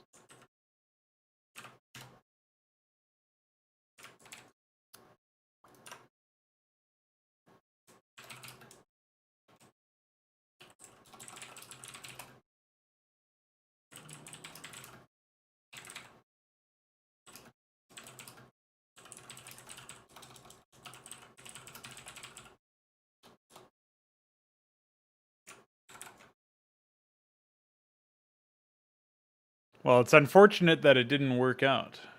I would have loved to send that update as well.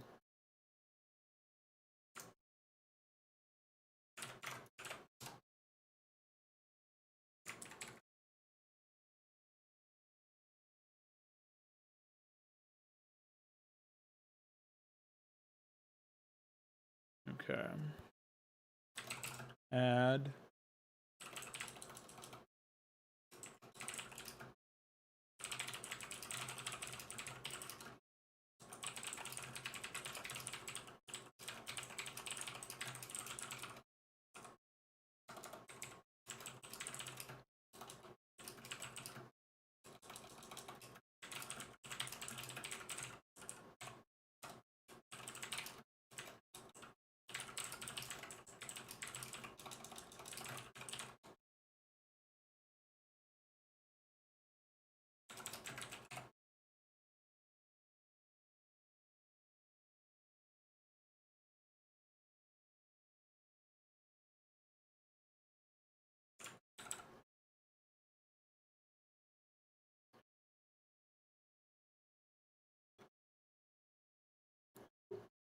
Oh, so you think it'll be useful for like finding a better town center spot or something? Or like what is your envisioned use case for it? Because it seems like it could be pretty useful.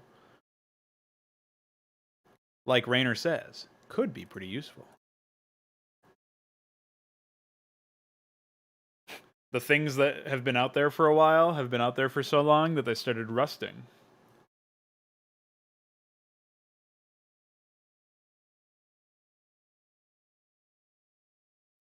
Okay, I'm pushing some layout changes. I was just about to ask how you were doing with that. I just pushed the ACE update in HYDRA, and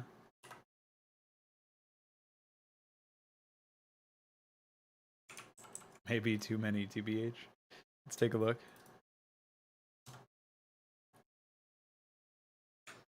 Okay, so... Oh, I see. I was actually going to add a ramp over here. But we could probably work this base in anyway.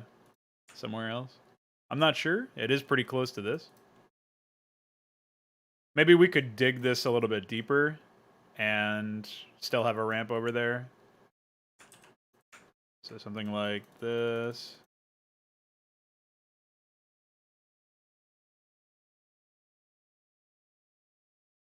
We can just like move Gathroki a little bit. But yeah, I think something like this might work out a bit better.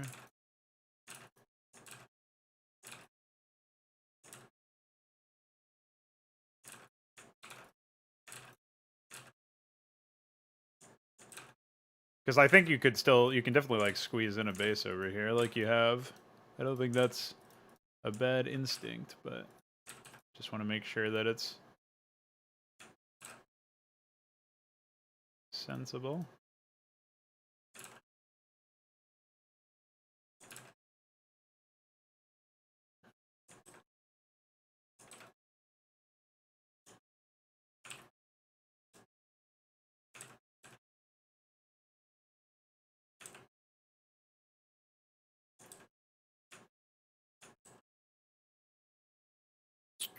Okay.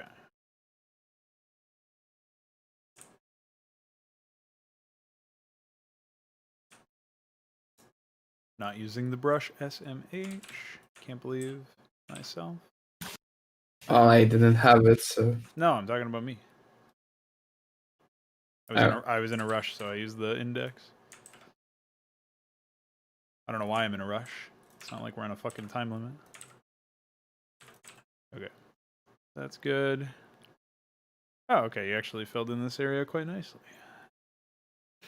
I do want 2 bases in this area, but I can see why you might be thinking that maybe there's a bit too many. There should definitely be a natural in this area, though, for Gorn.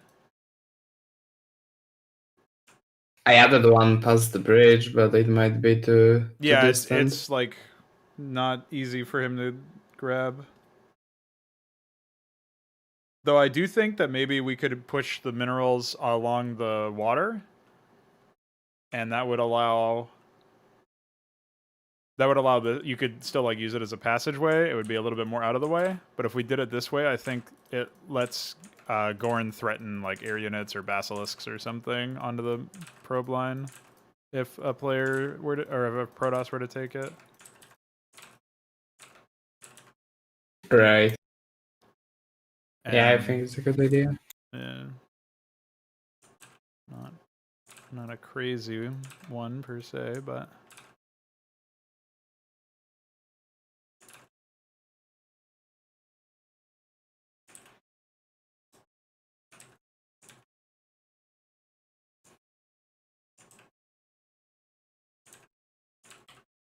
Okay. But yeah, I think I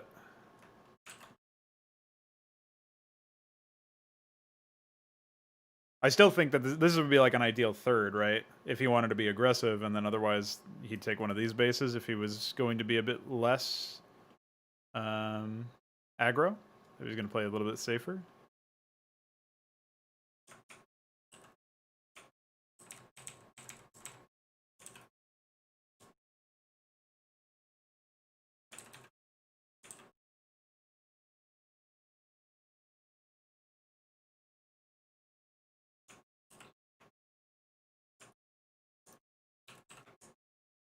Just cleaning this area up a little bit.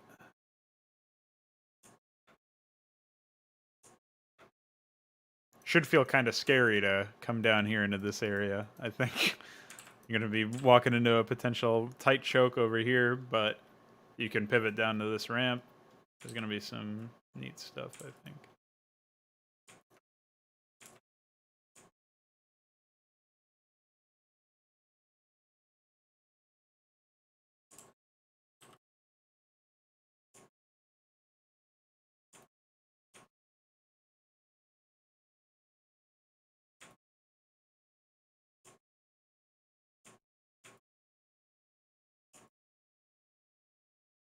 I am kind of tempted to build another base over here, but it's also like the epicenter of all of these different entrances, so I don't think it would be particularly. I think this could be mostly used as like a forward staging area. Like if he might take this with like a macro hatch over here and then put a bunch of colonies on each entrance to make it really hard to creep into his base or something. But I don't think we should like make it as easy to grab. I also like the idea that his base is like, maybe he has a couple extra mineral fields compared to what he currently has, but he doesn't have like an easy natural that isn't like all of his expansions are on the low ground basically, like the 2 that are immediately surrounding him, and I don't think we would add one over here because it's a key passageway, but you know, something like that I think would be potentially pretty good.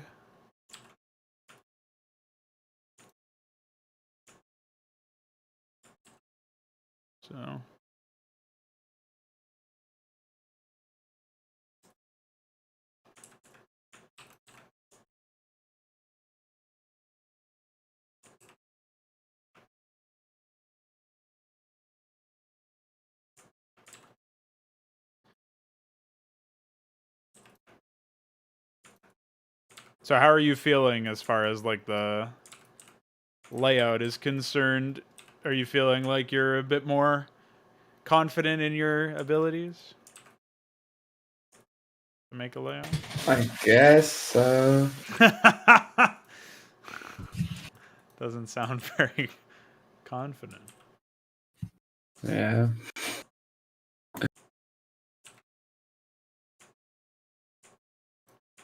Well, you're definitely like, even though I've moved the bases around, I think they were placed in like proper spots on the map, generally speaking, as far as like pacing or spacing is concerned. So I do think this inspires me to make some more layout changes over here where we might have a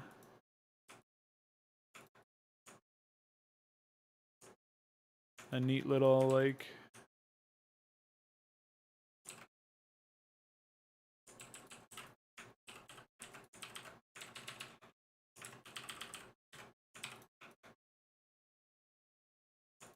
I don't know, something like that maybe.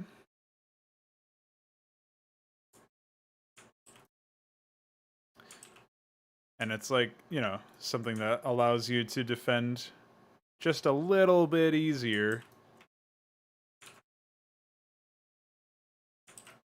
from the any attacks that are coming from a different angle or something. Oh, maybe that's no good. Do it this way. Man, what a fucking fastest fingers in the West moment that was.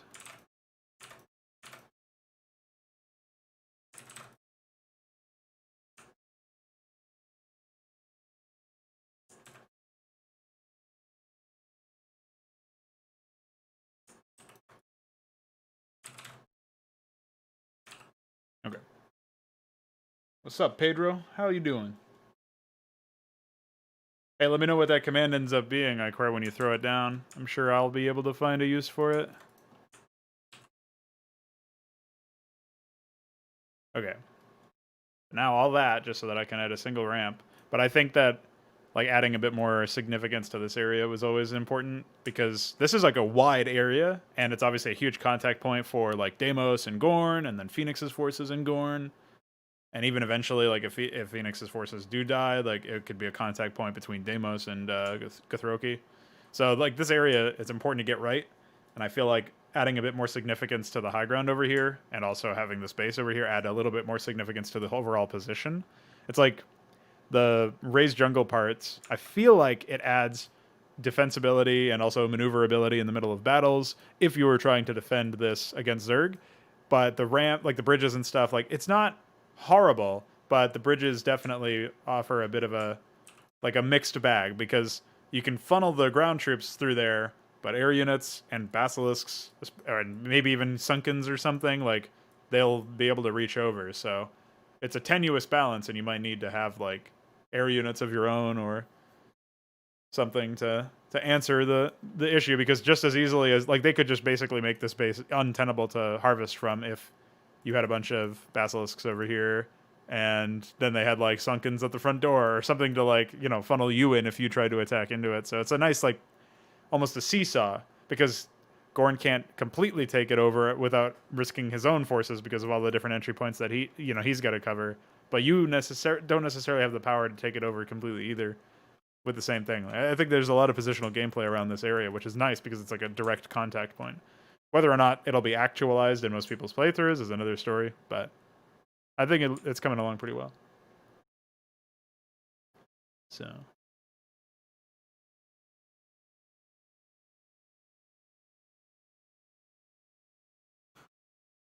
Wait, did I already? No, I didn't. Okay.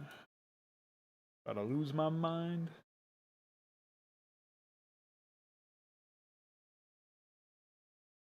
Oh, I can only have a small one. Feels bad, man.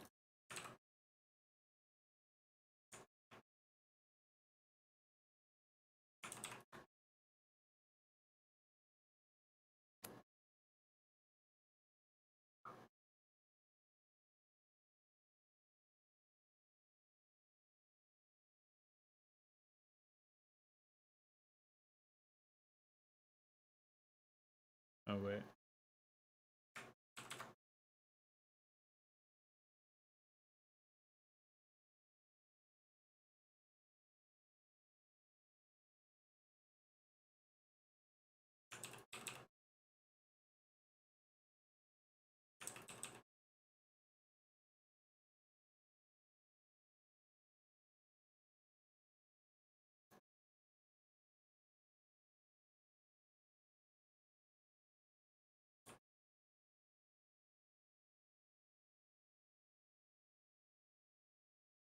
Uh,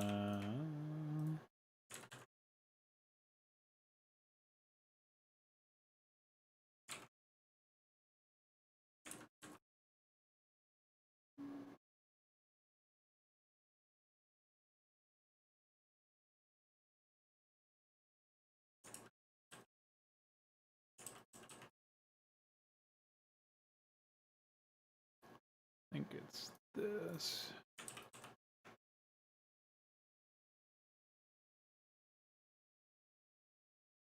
Yeah. Okay. I think I got everything. I'm amazed I could even figure out what fucking tiles were what in that sea of insanity. Okay, so now for Gorn's base. I think I like the idea that he's just got this like crazy fucking raised jungle mess everywhere. Did you want to mess around with swamp though? Like throwing some swamp around? I was thinking about it, but I'm not sure if we have enough of space to actually do that. Maybe that could be where his natural is. We could have the swamp. Like we'll have to push his base down, I think, anyway, to make room for the natural. But we could like sort of like have it be around here. Yeah, we could use it, I guess. I think we could even keep most of this area as well. Maybe pull it out a couple tiles and move it up to the left. But for the most part, I think.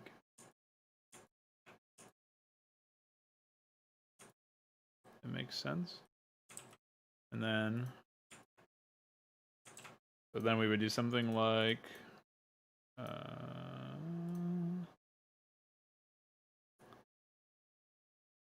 this. That. And then we could build the swamp around that. So I'm thinking... I'll probably have to remove or rework that area, but... just for the sake of keeping everything the way it is for now. Basically...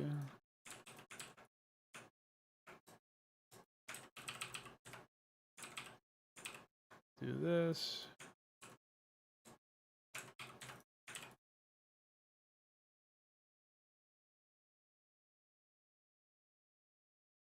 And I just need to find out where the swamp is in this list. Here we go.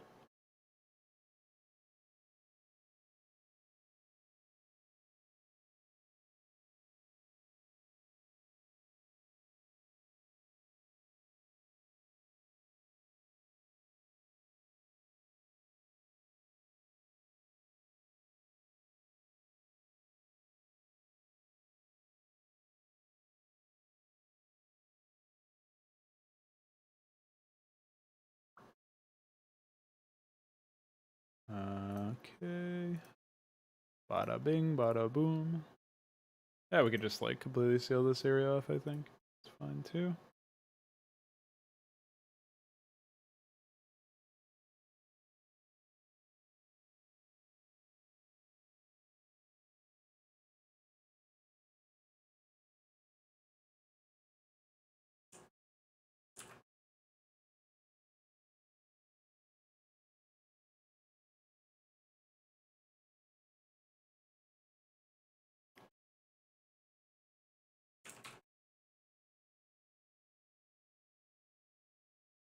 Oh, okay.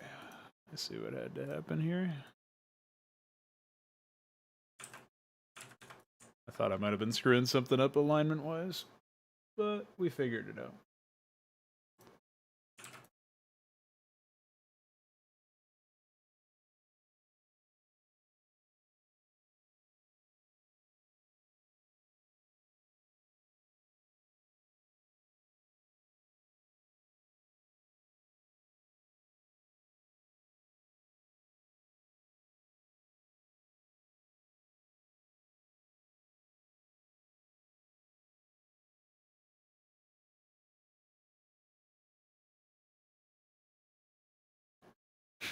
I don't know, man. This might actually not have enough space.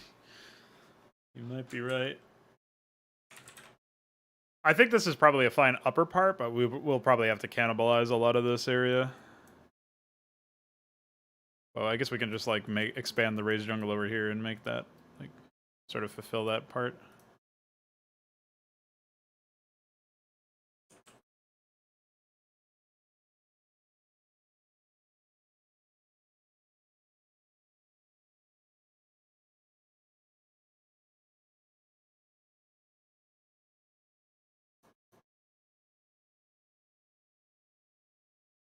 All right.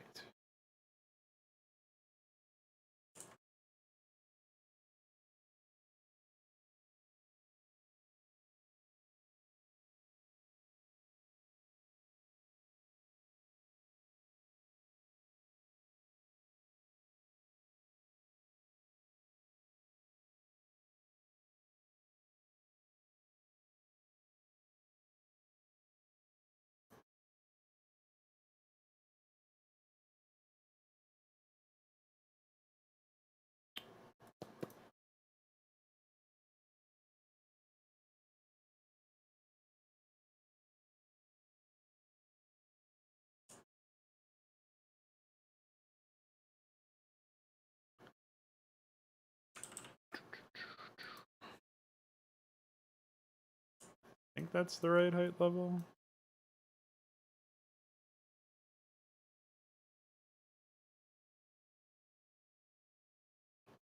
You know what'll be kind of exciting is if we end up deploying. You know, I was talking about internal testing yesterday and like my thought process behind it or whatever. And Yeah, you were. I think if we end up deploying it and DF ends up testing it, there's probably a good chance he'll be like, "I'll make all these terrain changes for you," like for decoration or whatever. Like I remember, Yeah, that would be funny. He's wanted to do a bunch of terrain modifications for a couple of different things, and I guess one thing that is a big deal is like the units being able to tread through the water and like the buildings having the visual effect on them. Hopefully he can make that. But if he's working on his own campaign, that might be a lot of work. I'm not really sure how it's going to go. All right, for now, I'm going to get rid of this. And I'll add it back in when I have the time. By the way, you shouldn't place the doodads or the trees in the doodad layer.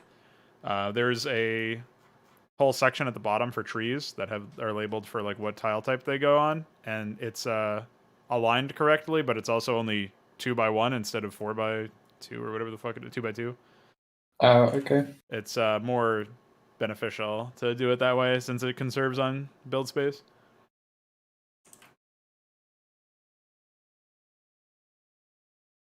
Just for future reference. I guess you said you haven't used the brush palette before, right? I tried using it, but it was missing some tiles I needed, so I ended up using the tiles at indexed menu instead. What was it missing specifically? The raised jungle ramps, so you probably didn't push the newest brush back then. Really? Like it didn't have the... Yeah. Didn't have the whole jungle, our jungle thing? Right here underneath the high dirt? Just double check it was it for missing. me. Okay. That's weird. I pushed the changes early. Oh yeah, well I pushed them after you were done, I think. So yeah, I guess that makes sense. I think so. They should be there now if you open it up.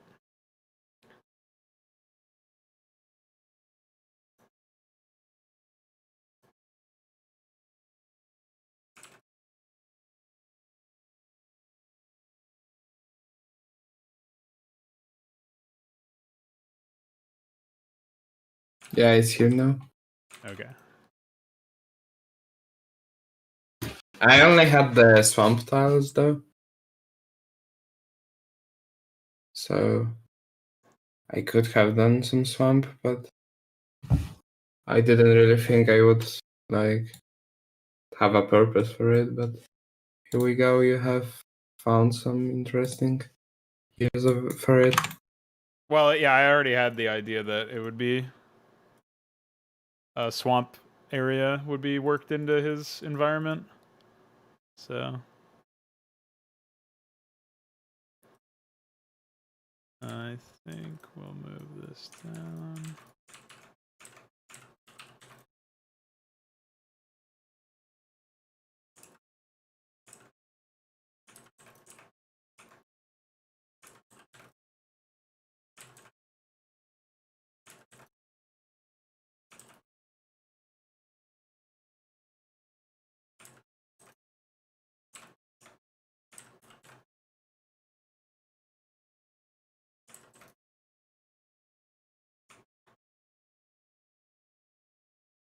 There is no height advantage for this one because we can't have more than 3 height levels, so kind of annoying, but...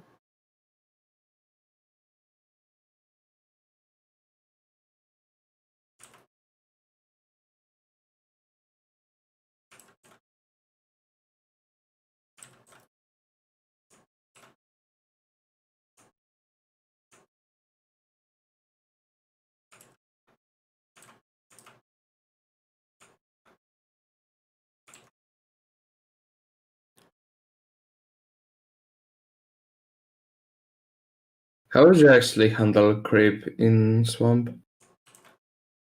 How would it look like?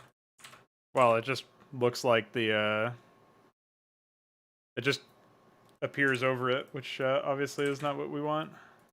But, yeah, but what would we want? oh, that's easy. Hold on.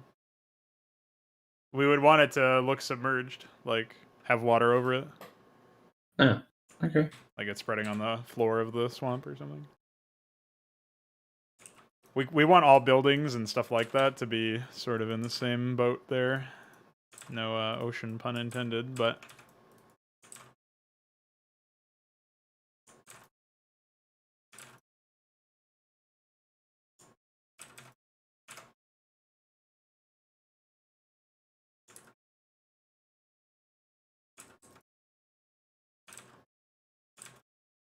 Well, I guess I don't really have to worry too much about the height levels, but that doesn't really look great, so...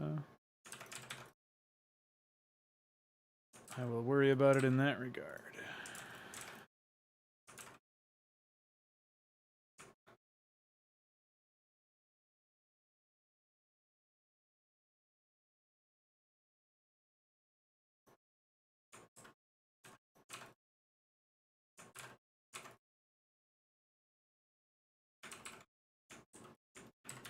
Yeah. Epic. All right. Well, I don't know about this layout, but I think it's mostly defensible, and I might even like...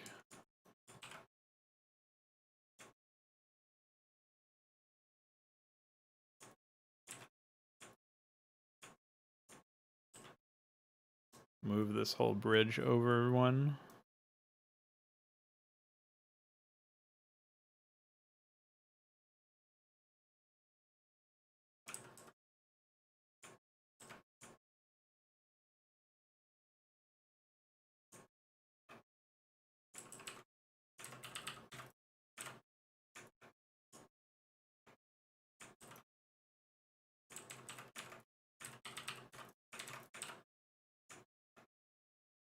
Okay. This is where we start to break in the ground here. So obviously we'll have to create some sort of blending cliff tile, but this will be like a major part of the space, I think, building it around the idea that we've got swamp out the wazoo, raised jungle out the wazoo. Like, this is like a real wild area as far as the environment is concerned. I still want to leave like room for you to like flank it down here and threaten down here, but... Oh, you destroyed the ramp again?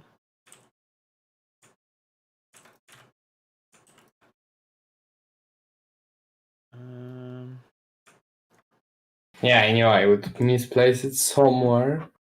I was trying to place it correctly though. Well, you did everything I else. think I succeeded for the most part. So Yeah.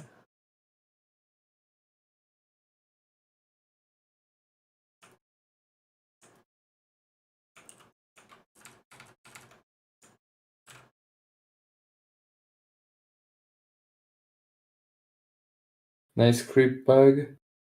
Hell yeah. That's what you get when you try to actually move this shit. It won't fix it until I restart, so.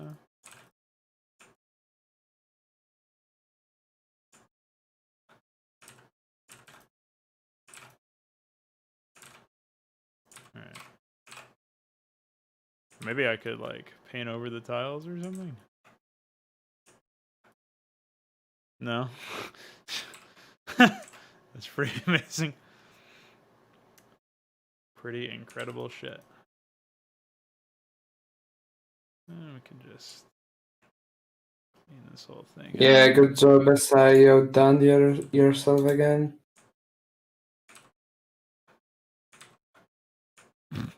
Dude, don't say that. The game editor will start falling apart even more.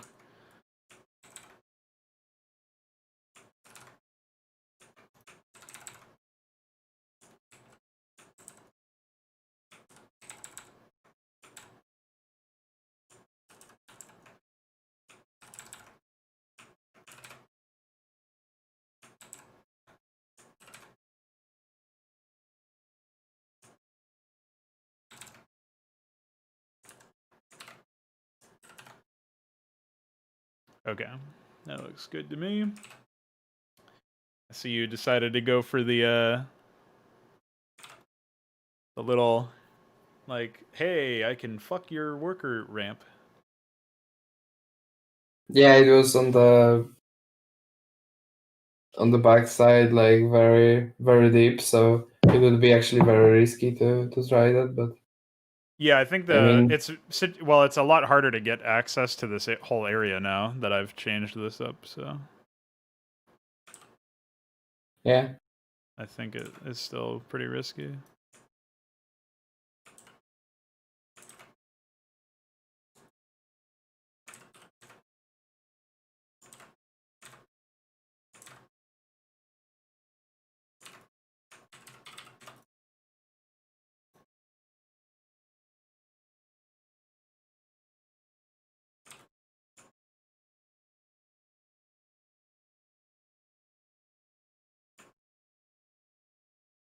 I wonder if we should actually make it so that he's almost like completely surrounded, like putting the jungle all the way up into the cliff.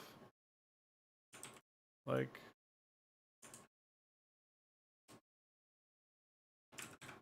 that. I mean, could work, but I'm not sure if it's like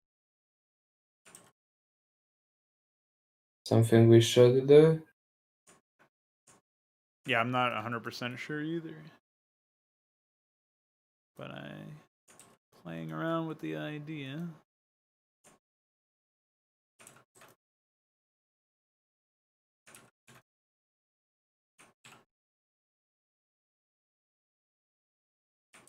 I mean, you definitely have a fucking backdoor entrance.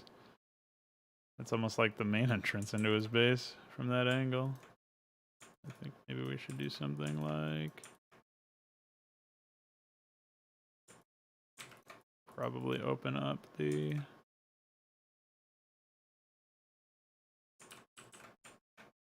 Actually, I kind of like that. We do it something like this.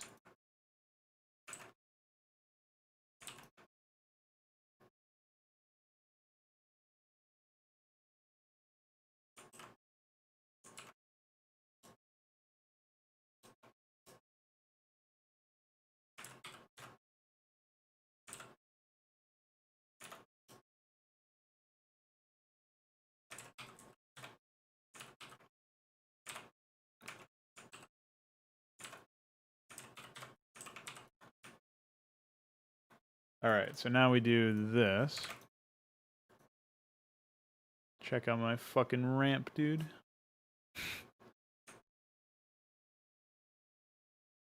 And Epic. I should probably push it up a little bit more.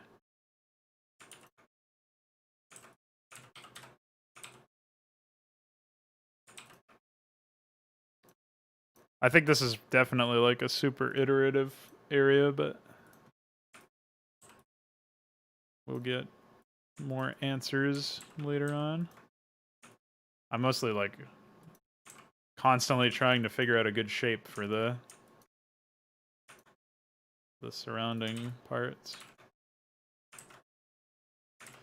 Somehow the randomizer gave me 5 of the same fucking tile, which is a classic.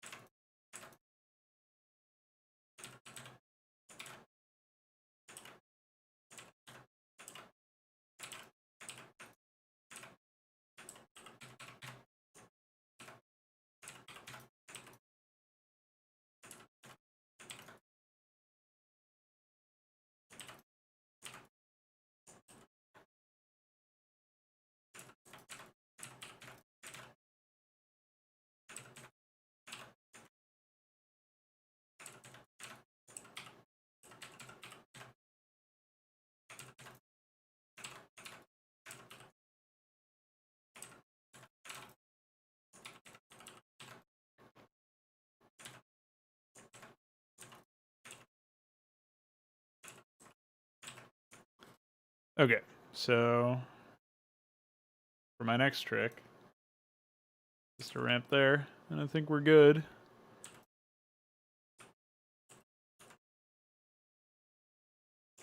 This way there's like,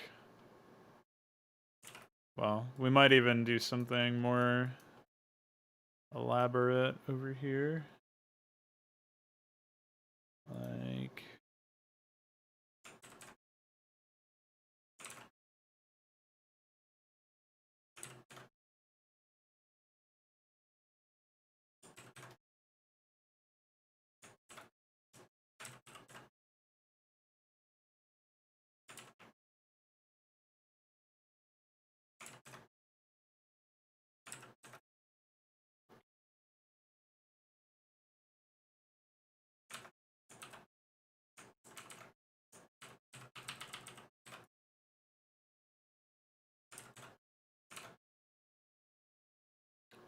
I don't know, man. We're really competing for space over here. It's a very small area. Yeah, that was what I was fearing.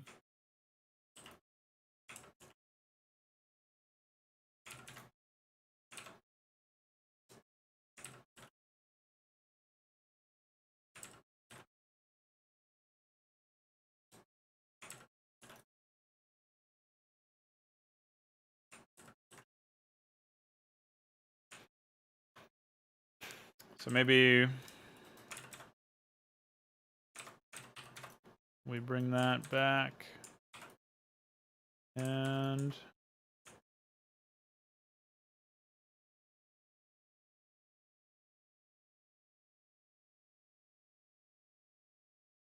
something like this.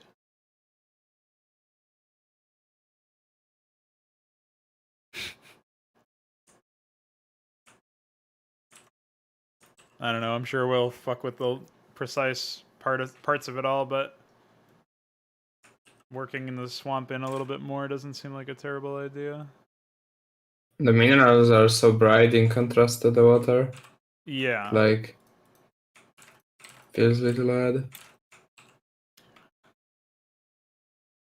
I can agree with that.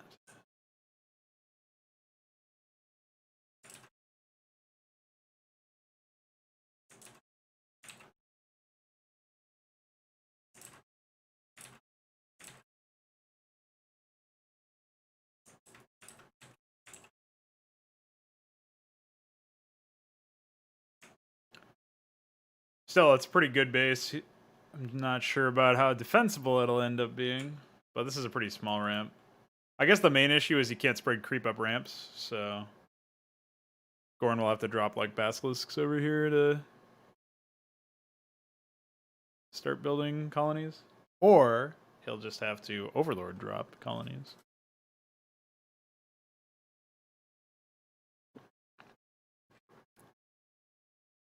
An explanation for all of those random creep, sunken, and spore colonies in the campaigns. They just dropped them there, dude. makes perfect sense. Yeah.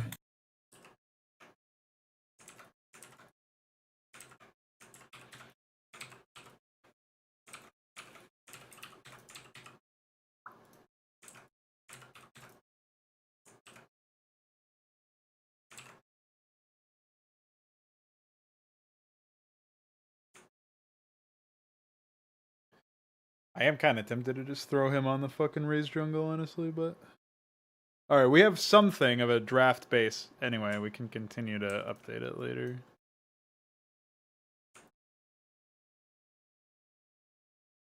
Yeah, it looks fine at the first glance. Minerals will not be attached to res area? Well, they are attached to the res area. It's just that for some reason, this fucking start location took ownership of the geyser. There. We fixed it. Place some trees. Maybe that'll fix it.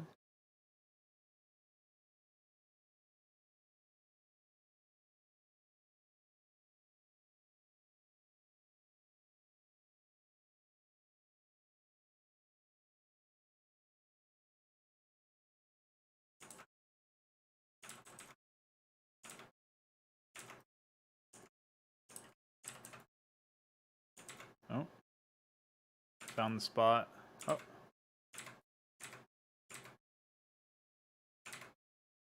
There we go. Oh, shit.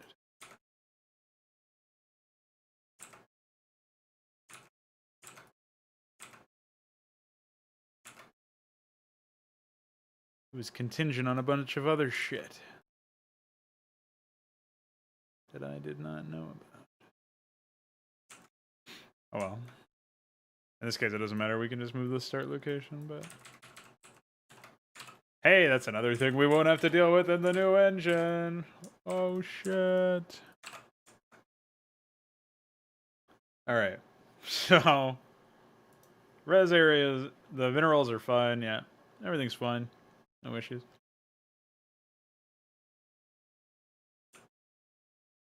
Let me just quickly slot in some of this junk.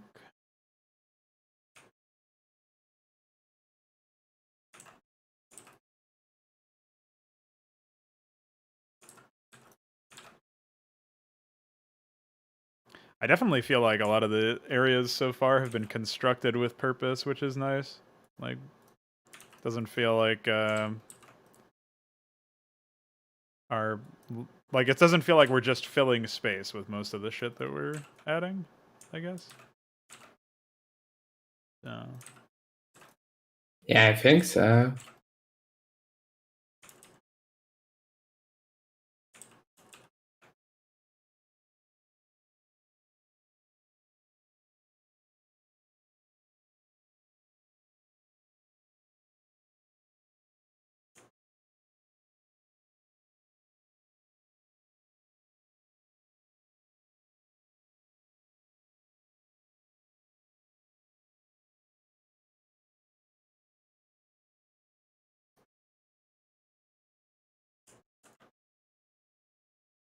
Oh, I see.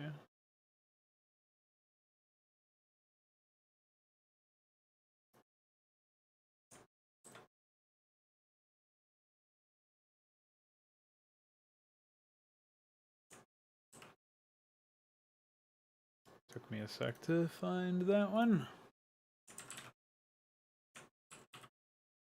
The fuck?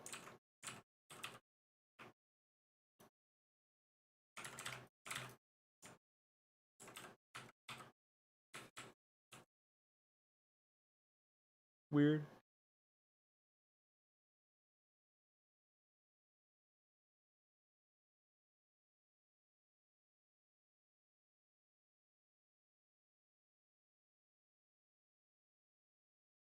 So anyways, I will have to take a break in a few minutes. Like, What you doing?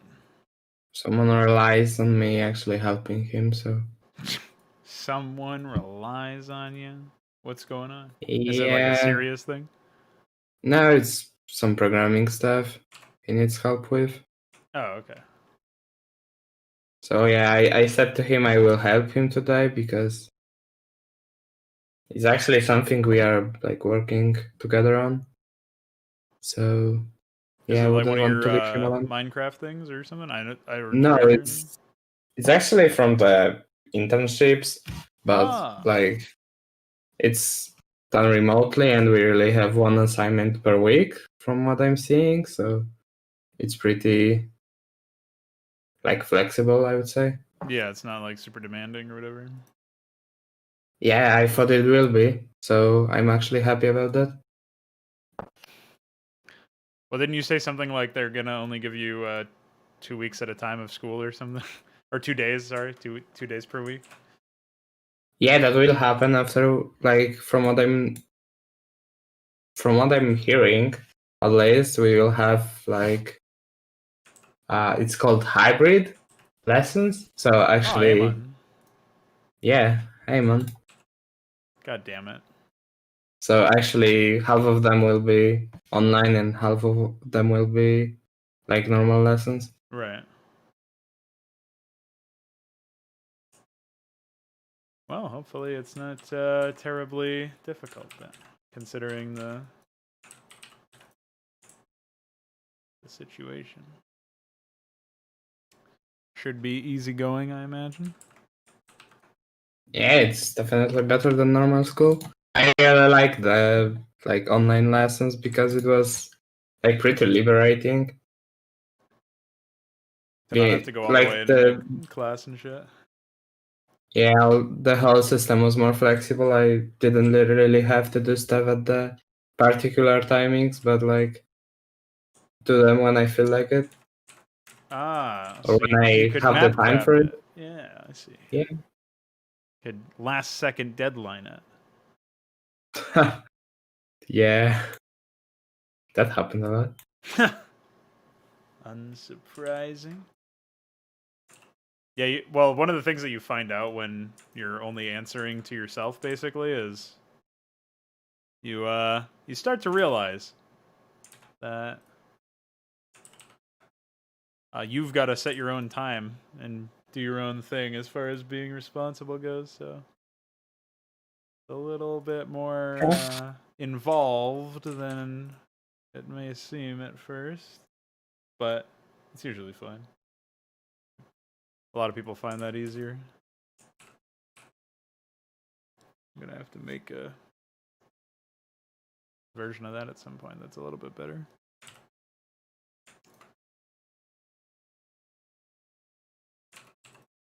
Okay. So do you think we will actually add more expansions, or is it like all we will have?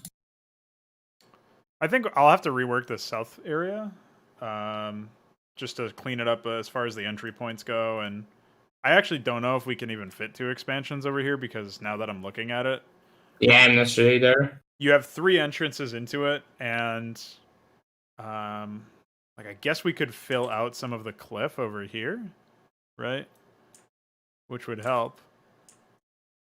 Since we're not like using that space, right? Like that's another reason why this map doesn't feel like it has as much wasted space as other maps that I've seen. Is that like we're not really reliant on the water as much for spacing. What's up, Sabathon? So yeah, I think looking at this right now, we have a really good opportunity to. I mean, even with the expansion, it helps a little bit. I guess we could also do something like this. Where we just maybe like we shorten the bridge a little bit.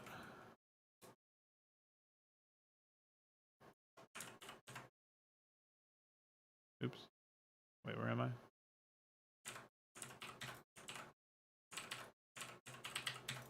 So we shorten that bridge a little bit, and then we like pull this out here, and like this could be the site of one of the bases. Like pretty clearly, we could just like take this entirely and move it over. Is that too much of a hassle? I would want to give a little bit of turret room, but nothing too crazy. How much is this anyway? 9. So we could do something like that. Maybe something like this.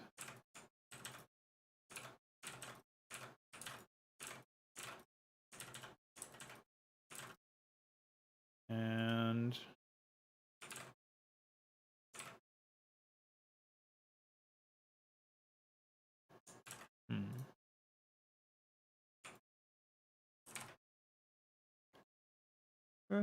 I think that will work. So I don't know if you will be up later, but maybe I could actually also fit a next episode of Inconsummate playthrough if I would have time. Oh yeah, I mean, whatever you feel like doing. If you feel like So, dealing yeah, with that that would be. again. So yeah, I think that feels better to me. I don't know what you think about it, but I guess so. I'll probably be pushing some of the raised jungle either forward or back, depending on the area. But I think we have like a nice choke here, so I probably won't modify the shape too much. You can use anything from the HYDRA Melee AI you want, man. It's open source, dude. So yeah, I'll probably like I think it makes more sense to keep it more open on this side because this is like the defender's advantage side. And also, if you sneak back here to kill Gorn's base through his like left side, like that should be a risky but possible maneuver where you get some reward for that. So I think I'll keep this open, but I'll probably tighten this up or leave it the same in terms of its width, and I might like extend the raised jungle over to the left to put this base up there. I think that would work out pretty well. And then after that, I'll probably just work on the jungle cliffs for a while, blend everything in, and add some more details now and in a variety of different places. But Cool. I was thinking of maybe like one more expansion that we could fit would be over here, since there's like this whole area. But I don't actually know if that will work out.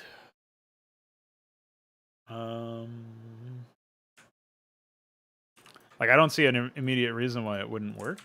So Yeah, it would also add more significance to that area up top. That was actually pretty wasteful. well, of like you mean space. over here, or are you Yeah. talking about the way up at the top? Do you just mean like over in this area? Yeah, here.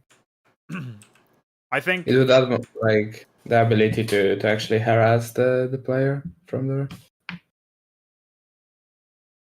I think for sure one of the things that we'll get out of this one is like maybe we could even make this like a higher ground base that I mean this is a pretty tight choke to exit, so there's that to consider as well, but I actually think that with an approach like this we'll have access to like a pretty strong set of decisions for the player to make. For like, what's an example? Oh, I don't like that. Like if the Zerg end up taking a raised jungle base over here, for one, the raised jungle will help set it apart from this base, and for another, it's like it will add a bit of an overlook to the bridge choke point, right? So when you do your early scouting, right. You'll probably notice that, and it'll sort of like, well, in theory it should I'll probably just rework that entirely. But in theory it should like say, hey, there's something that's going on here that I might want to look into. But yeah, we can like move it up against there, and then when I end up making the raised jungle or the jungle blended cliffs, it'll be a bit easier for me to stuff that in there. But yeah, I can imagine something like this working out pretty well where you have like it overlooks this choke. You can obviously siege into this base pretty easily, which is kind of a concern. So like maybe there shouldn't be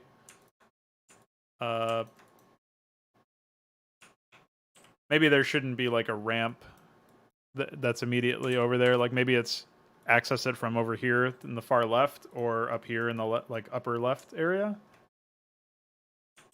which also adds a little bit more significance to the fact that it's like overlooking this. But I'm not sure because it does make it a little bit more binary.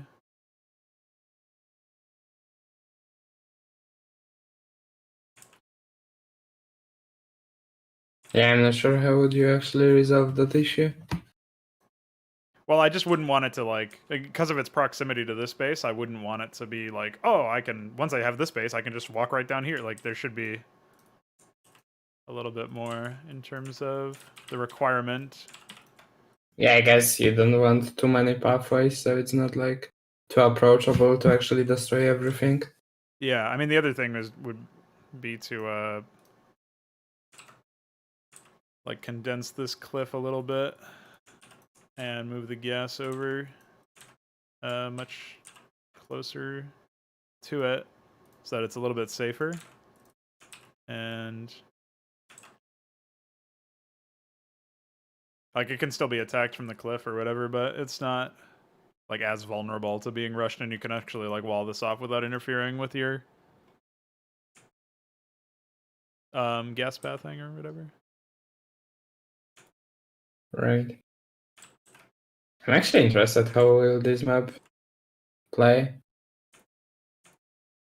Yeah, I think Yeah, it's like- going to be pretty neat. I can't wait to that moment when I actually will Dragon Rush this white player.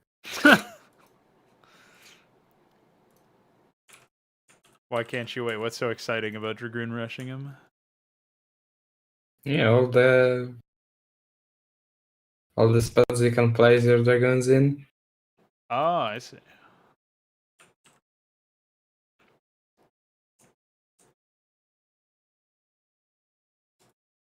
Oh, wait. That doesn't really make any sense for me to do, does it? Where's my ramp?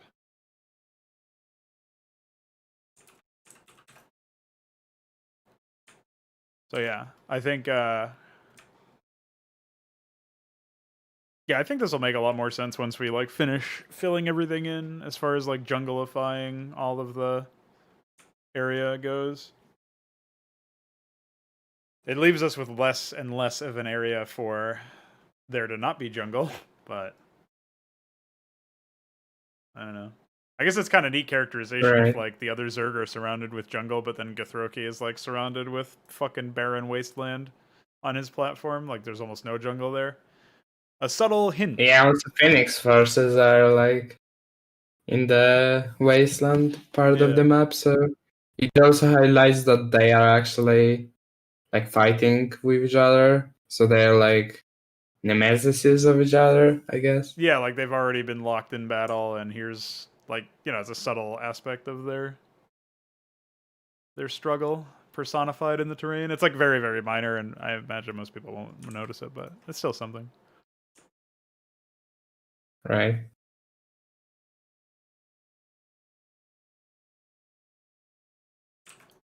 So yeah, definitely think there should be a base over there. I'll just slap that over there to remember later. But I think other than that, we definitely have enough bases probably. Maybe, like I said, maybe I could add one after I rework Githroki's main. I'll figure out like what's going on over here. But I think this will just be a, like I was talking about earlier, like a nice town hall area. The other possibility is moving this base further into the main area of this valley, but I don't think I could manage to do that without like really impacting the pathability of the area. So I think it'll probably just end up being staying where it is more or less. But I'll probably add like a bunch more stuff later on once I get like the jungle cliffs taken care of and shape this base and like shape the remaining base over here and the raised jungle over here. But yeah, I mean, not a whole lot of time, and we've already like gotten at least a first draft of the Gorn area. It might get significantly reshaped because it is really weird, but maybe it'll grow on us, or maybe we'll get some small tweak ideas that'll fix it. And then obviously we've also done a lot of work on this guy, Githroki, and generally just done, you know, got more work done on the rest of the map layout as well. particularly the contact point with Gorn and the Protoss, and then like this area over here being a bit more impactful, I think is really nice. I think the Garden area is actually like it is unique, and it's probably very rememberable. Yeah, memorable. Jesus. So yeah, I think it's good, but the possible problem we could have is like if gameplay wise it would be like interfering with path finding or something. Yeah, my main concern is like actually testing it out in gameplay, and like, you know, that's something that we'll be able to mess around with before, but also conceptually it might just end up being a little too weird. But we'll see. Right. It's not something that I'm not gonna worry too much about it right now. I think right now we can focus mostly on like general production for the map itself. Oh, this might actually be way too many resources, honestly. Oh, it's only 10. Yeah, this map is like there's a ton of resources on this map. I just realized there's not really too many ones that are like really low yield. Like I think the lowest yield one is the one that has 7 minerals in Deimos's backyard. So we might have to cut some minerals, but I guess it's better to have too many than too little, and or too many than too few. But I guess the other 6 mineral field expo. Is there one? Oh, is it this one? I think. No, Oh no, it's it's 7. Yeah, so there's a ton of money on this map. I actually forgot that one even existed because it's so tucked in. It reminds me of the in the second in Consummate map, south. Like if you take the south entrance or the south base, your natural there is. This kind of reminds me of that because it's like you cross a bridge and then take a right to get to it. So, but it's well, let's just say there's a lot less resources in that one because I just decided every single base should have like 500 minerals max in their fields for some reason. I don't know. Yeah. Back then I was a little dumb. But yeah, I think it's definitely shaping up. We could probably even maximize a bit more of the space across the few different areas, like, you know, continue to condense the water a little bit. I don't want to do it too much to the point where it doesn't feel like an actual river and more like, I don't know what the fuck it would feel like otherwise, but I feel like we can probably, like, it feels pretty strong generally speaking right now, and also feels like, I don't know how to describe it exactly, but it feels like it works right now. I just don't want to make it so that it's like almost inconsequential idea or whatever, because there's like a very high likelihood that the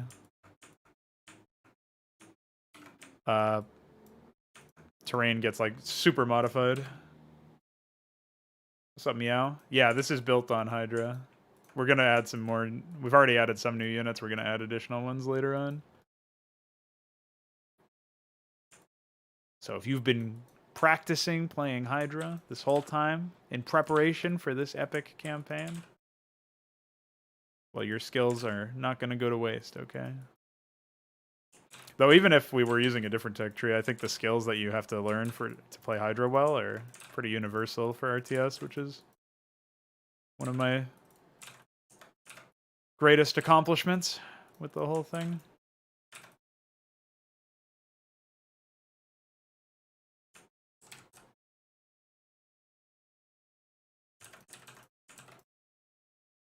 So yeah, I will actually be going. All right. So thank you for your time, I guess. Thank you for all the help. It was definitely this was definitely useful. We got a ton of progress. We made a ton of progress. English. Yeah, maybe even maybe tomorrow we could even start the AI. At this fucking rate, we might be doing that today, but we'll see. I have to prep for my interview after this stream, so I don't know when I'll be back on, but when I'm done with that, I will send you a message. Okay. So have a good one. See ya. You too. All right, boys. So just marking down the timestamp for that. 2:43 something.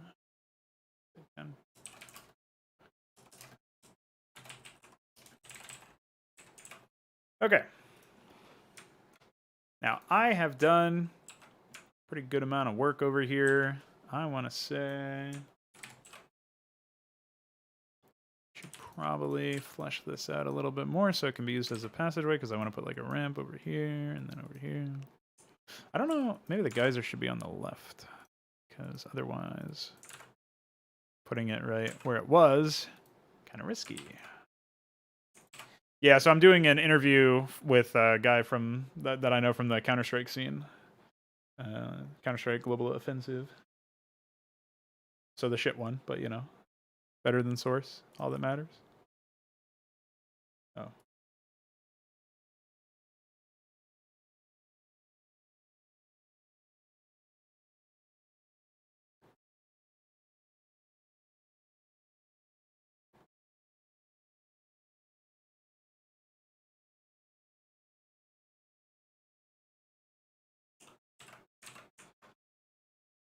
But yeah, as a result, I'm gonna do some prep, write down some questions and all that shit.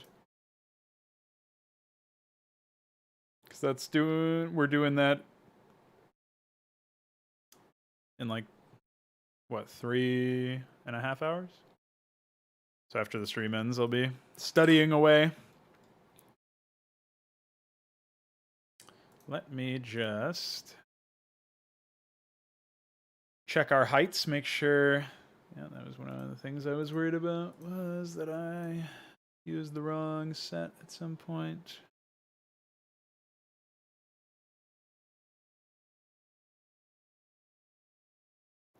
It is unfortunately extremely easy to confuse them because they look visually identical. But they are very different height levels, so you don't want to fuck them up. But I think we got them all.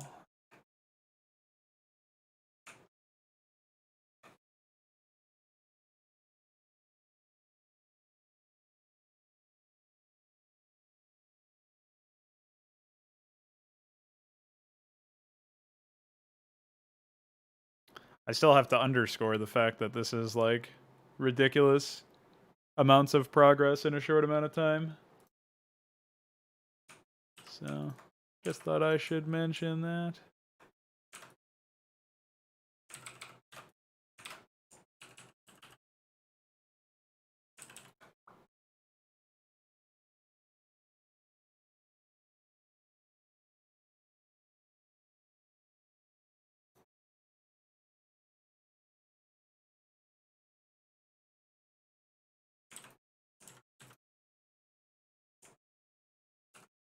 I don't actually know what tile that is. Is it this one? Does not appear to be the case. Must be that one. No, it's not that one either. I think it's supposed to be this one, but slightly different in terms of the scale.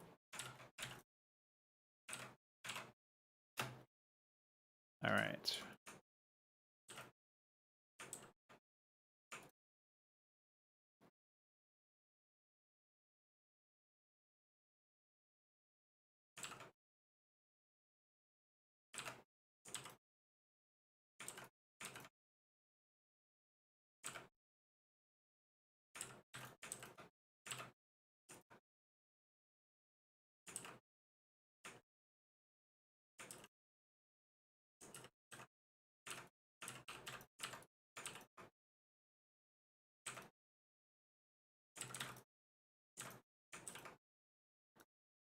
Just get the right varieties, the right variations.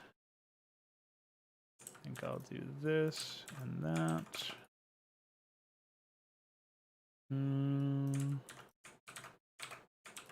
Okay. Yeah, I think that's good. Nice.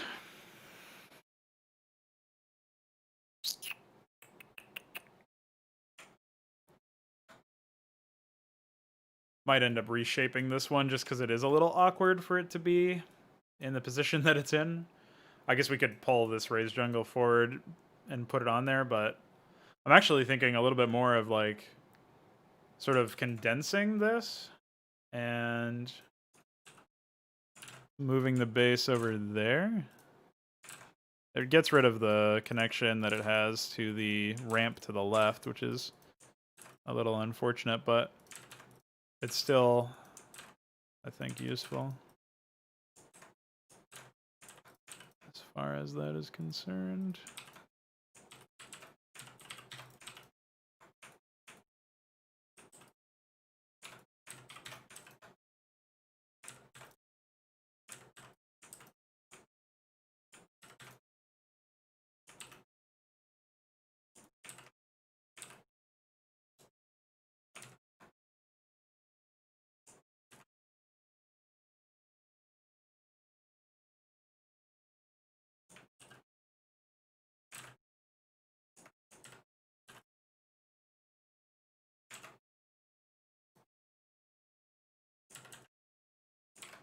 Okay.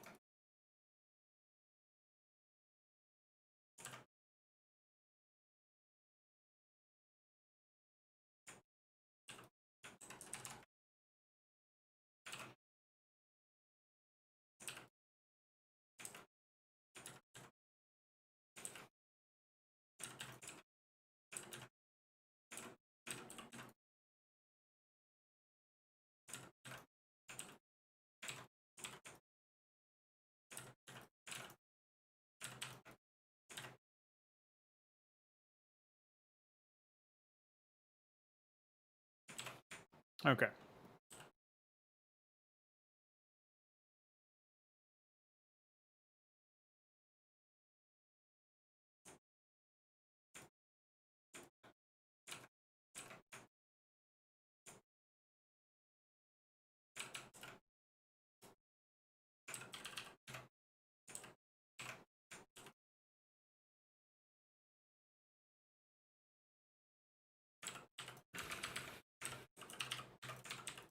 Okay, so now we have room for a ramp over here. And I think we'll be in pretty good shape.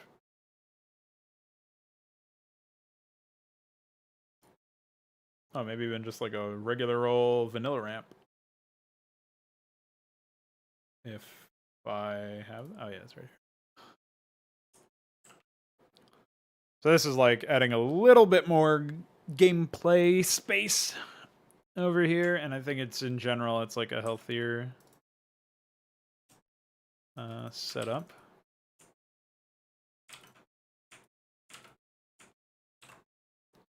Let me just slap this over here. Oops. What am I, Veeq? Okay. All right, so now we have this sorted.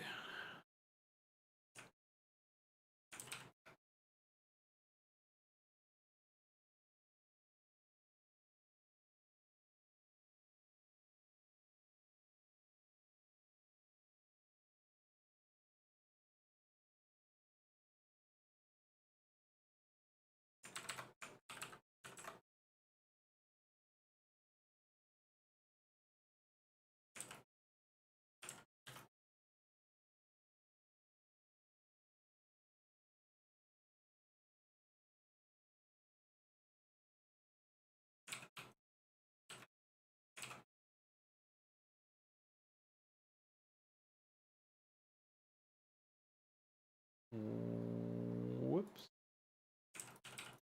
Everyone hear that, by the way?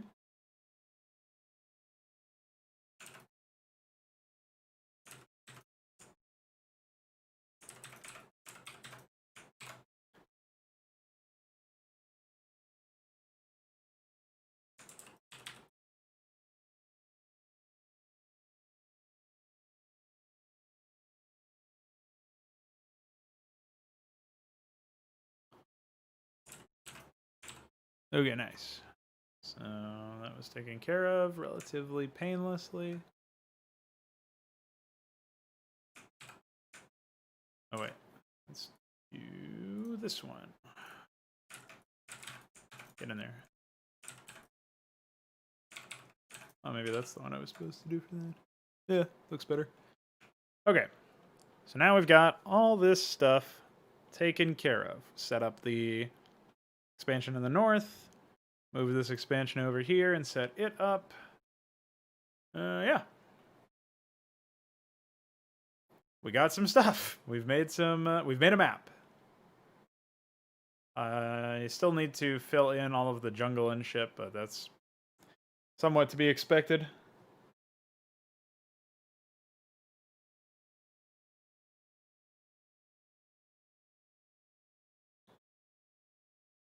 You already don't understand anything you wrote? Well, good luck. That's what I say to you.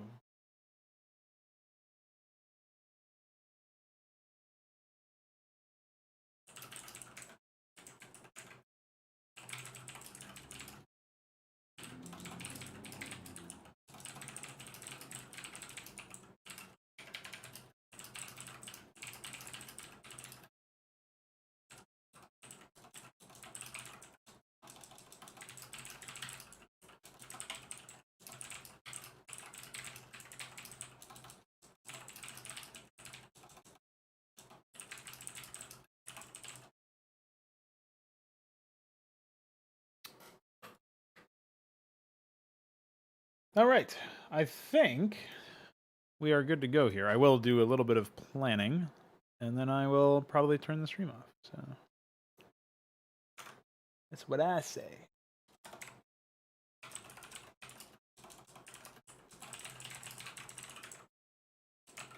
So I wanted to plan a little bit for the second mission. We should say like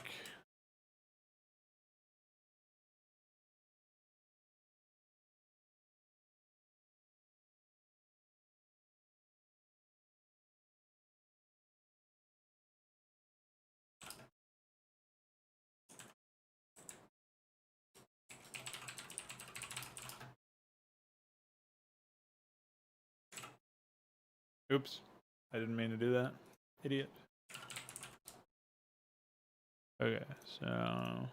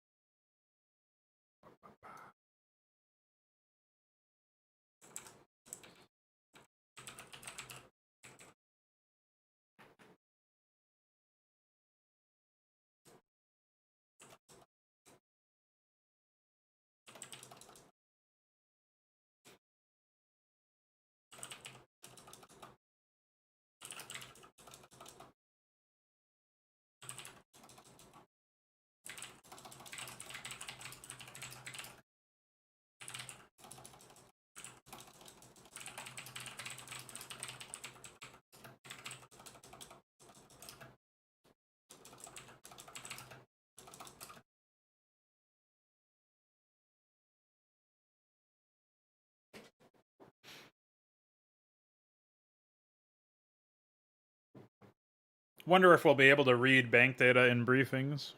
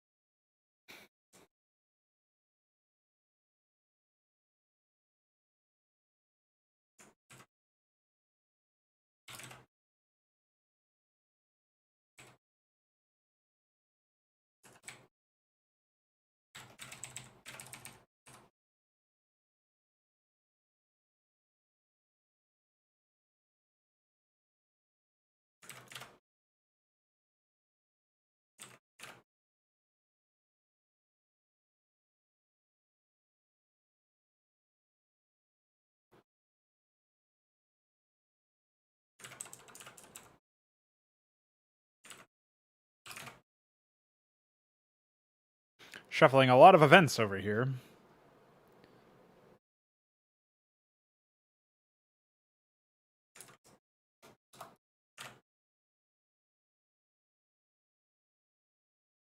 So we should probably have something like...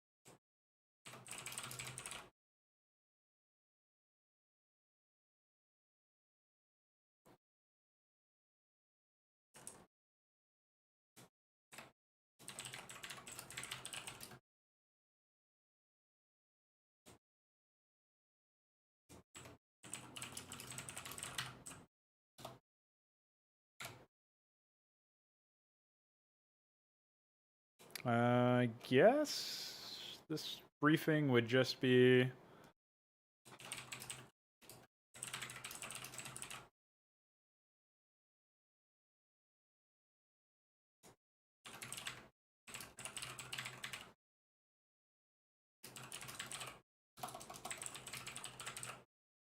Okay, that makes sense, I think. Definitely filling out the plot quite a bit more now.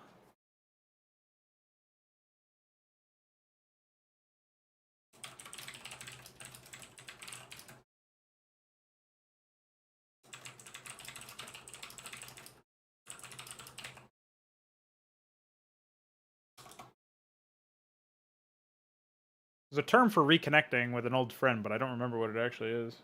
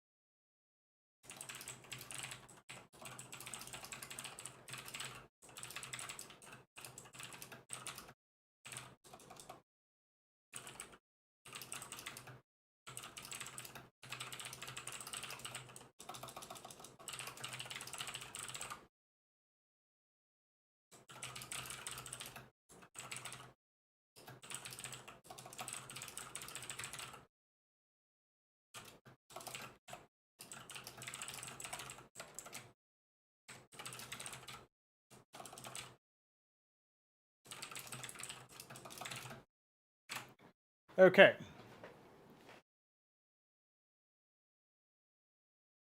So that should be good if we just pop through here to make sure everything's correct.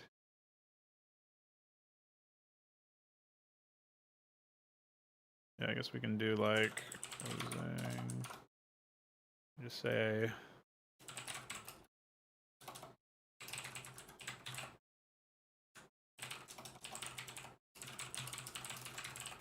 okay. So that is good for me.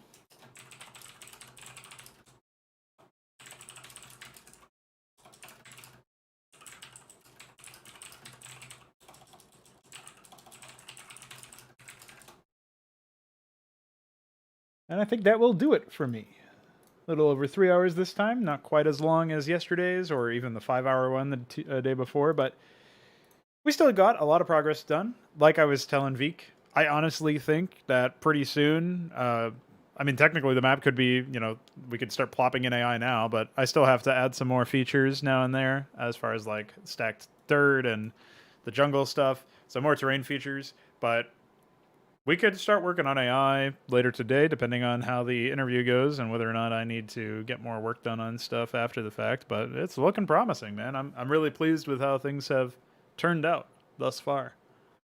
So that is where I will leave you guys. That is what I will leave you guys with. Incredible progress in a really small amount of time, all things considered. So I'm quite happy with that. And I shall see y'all later on. Thanks for hanging out. Bye.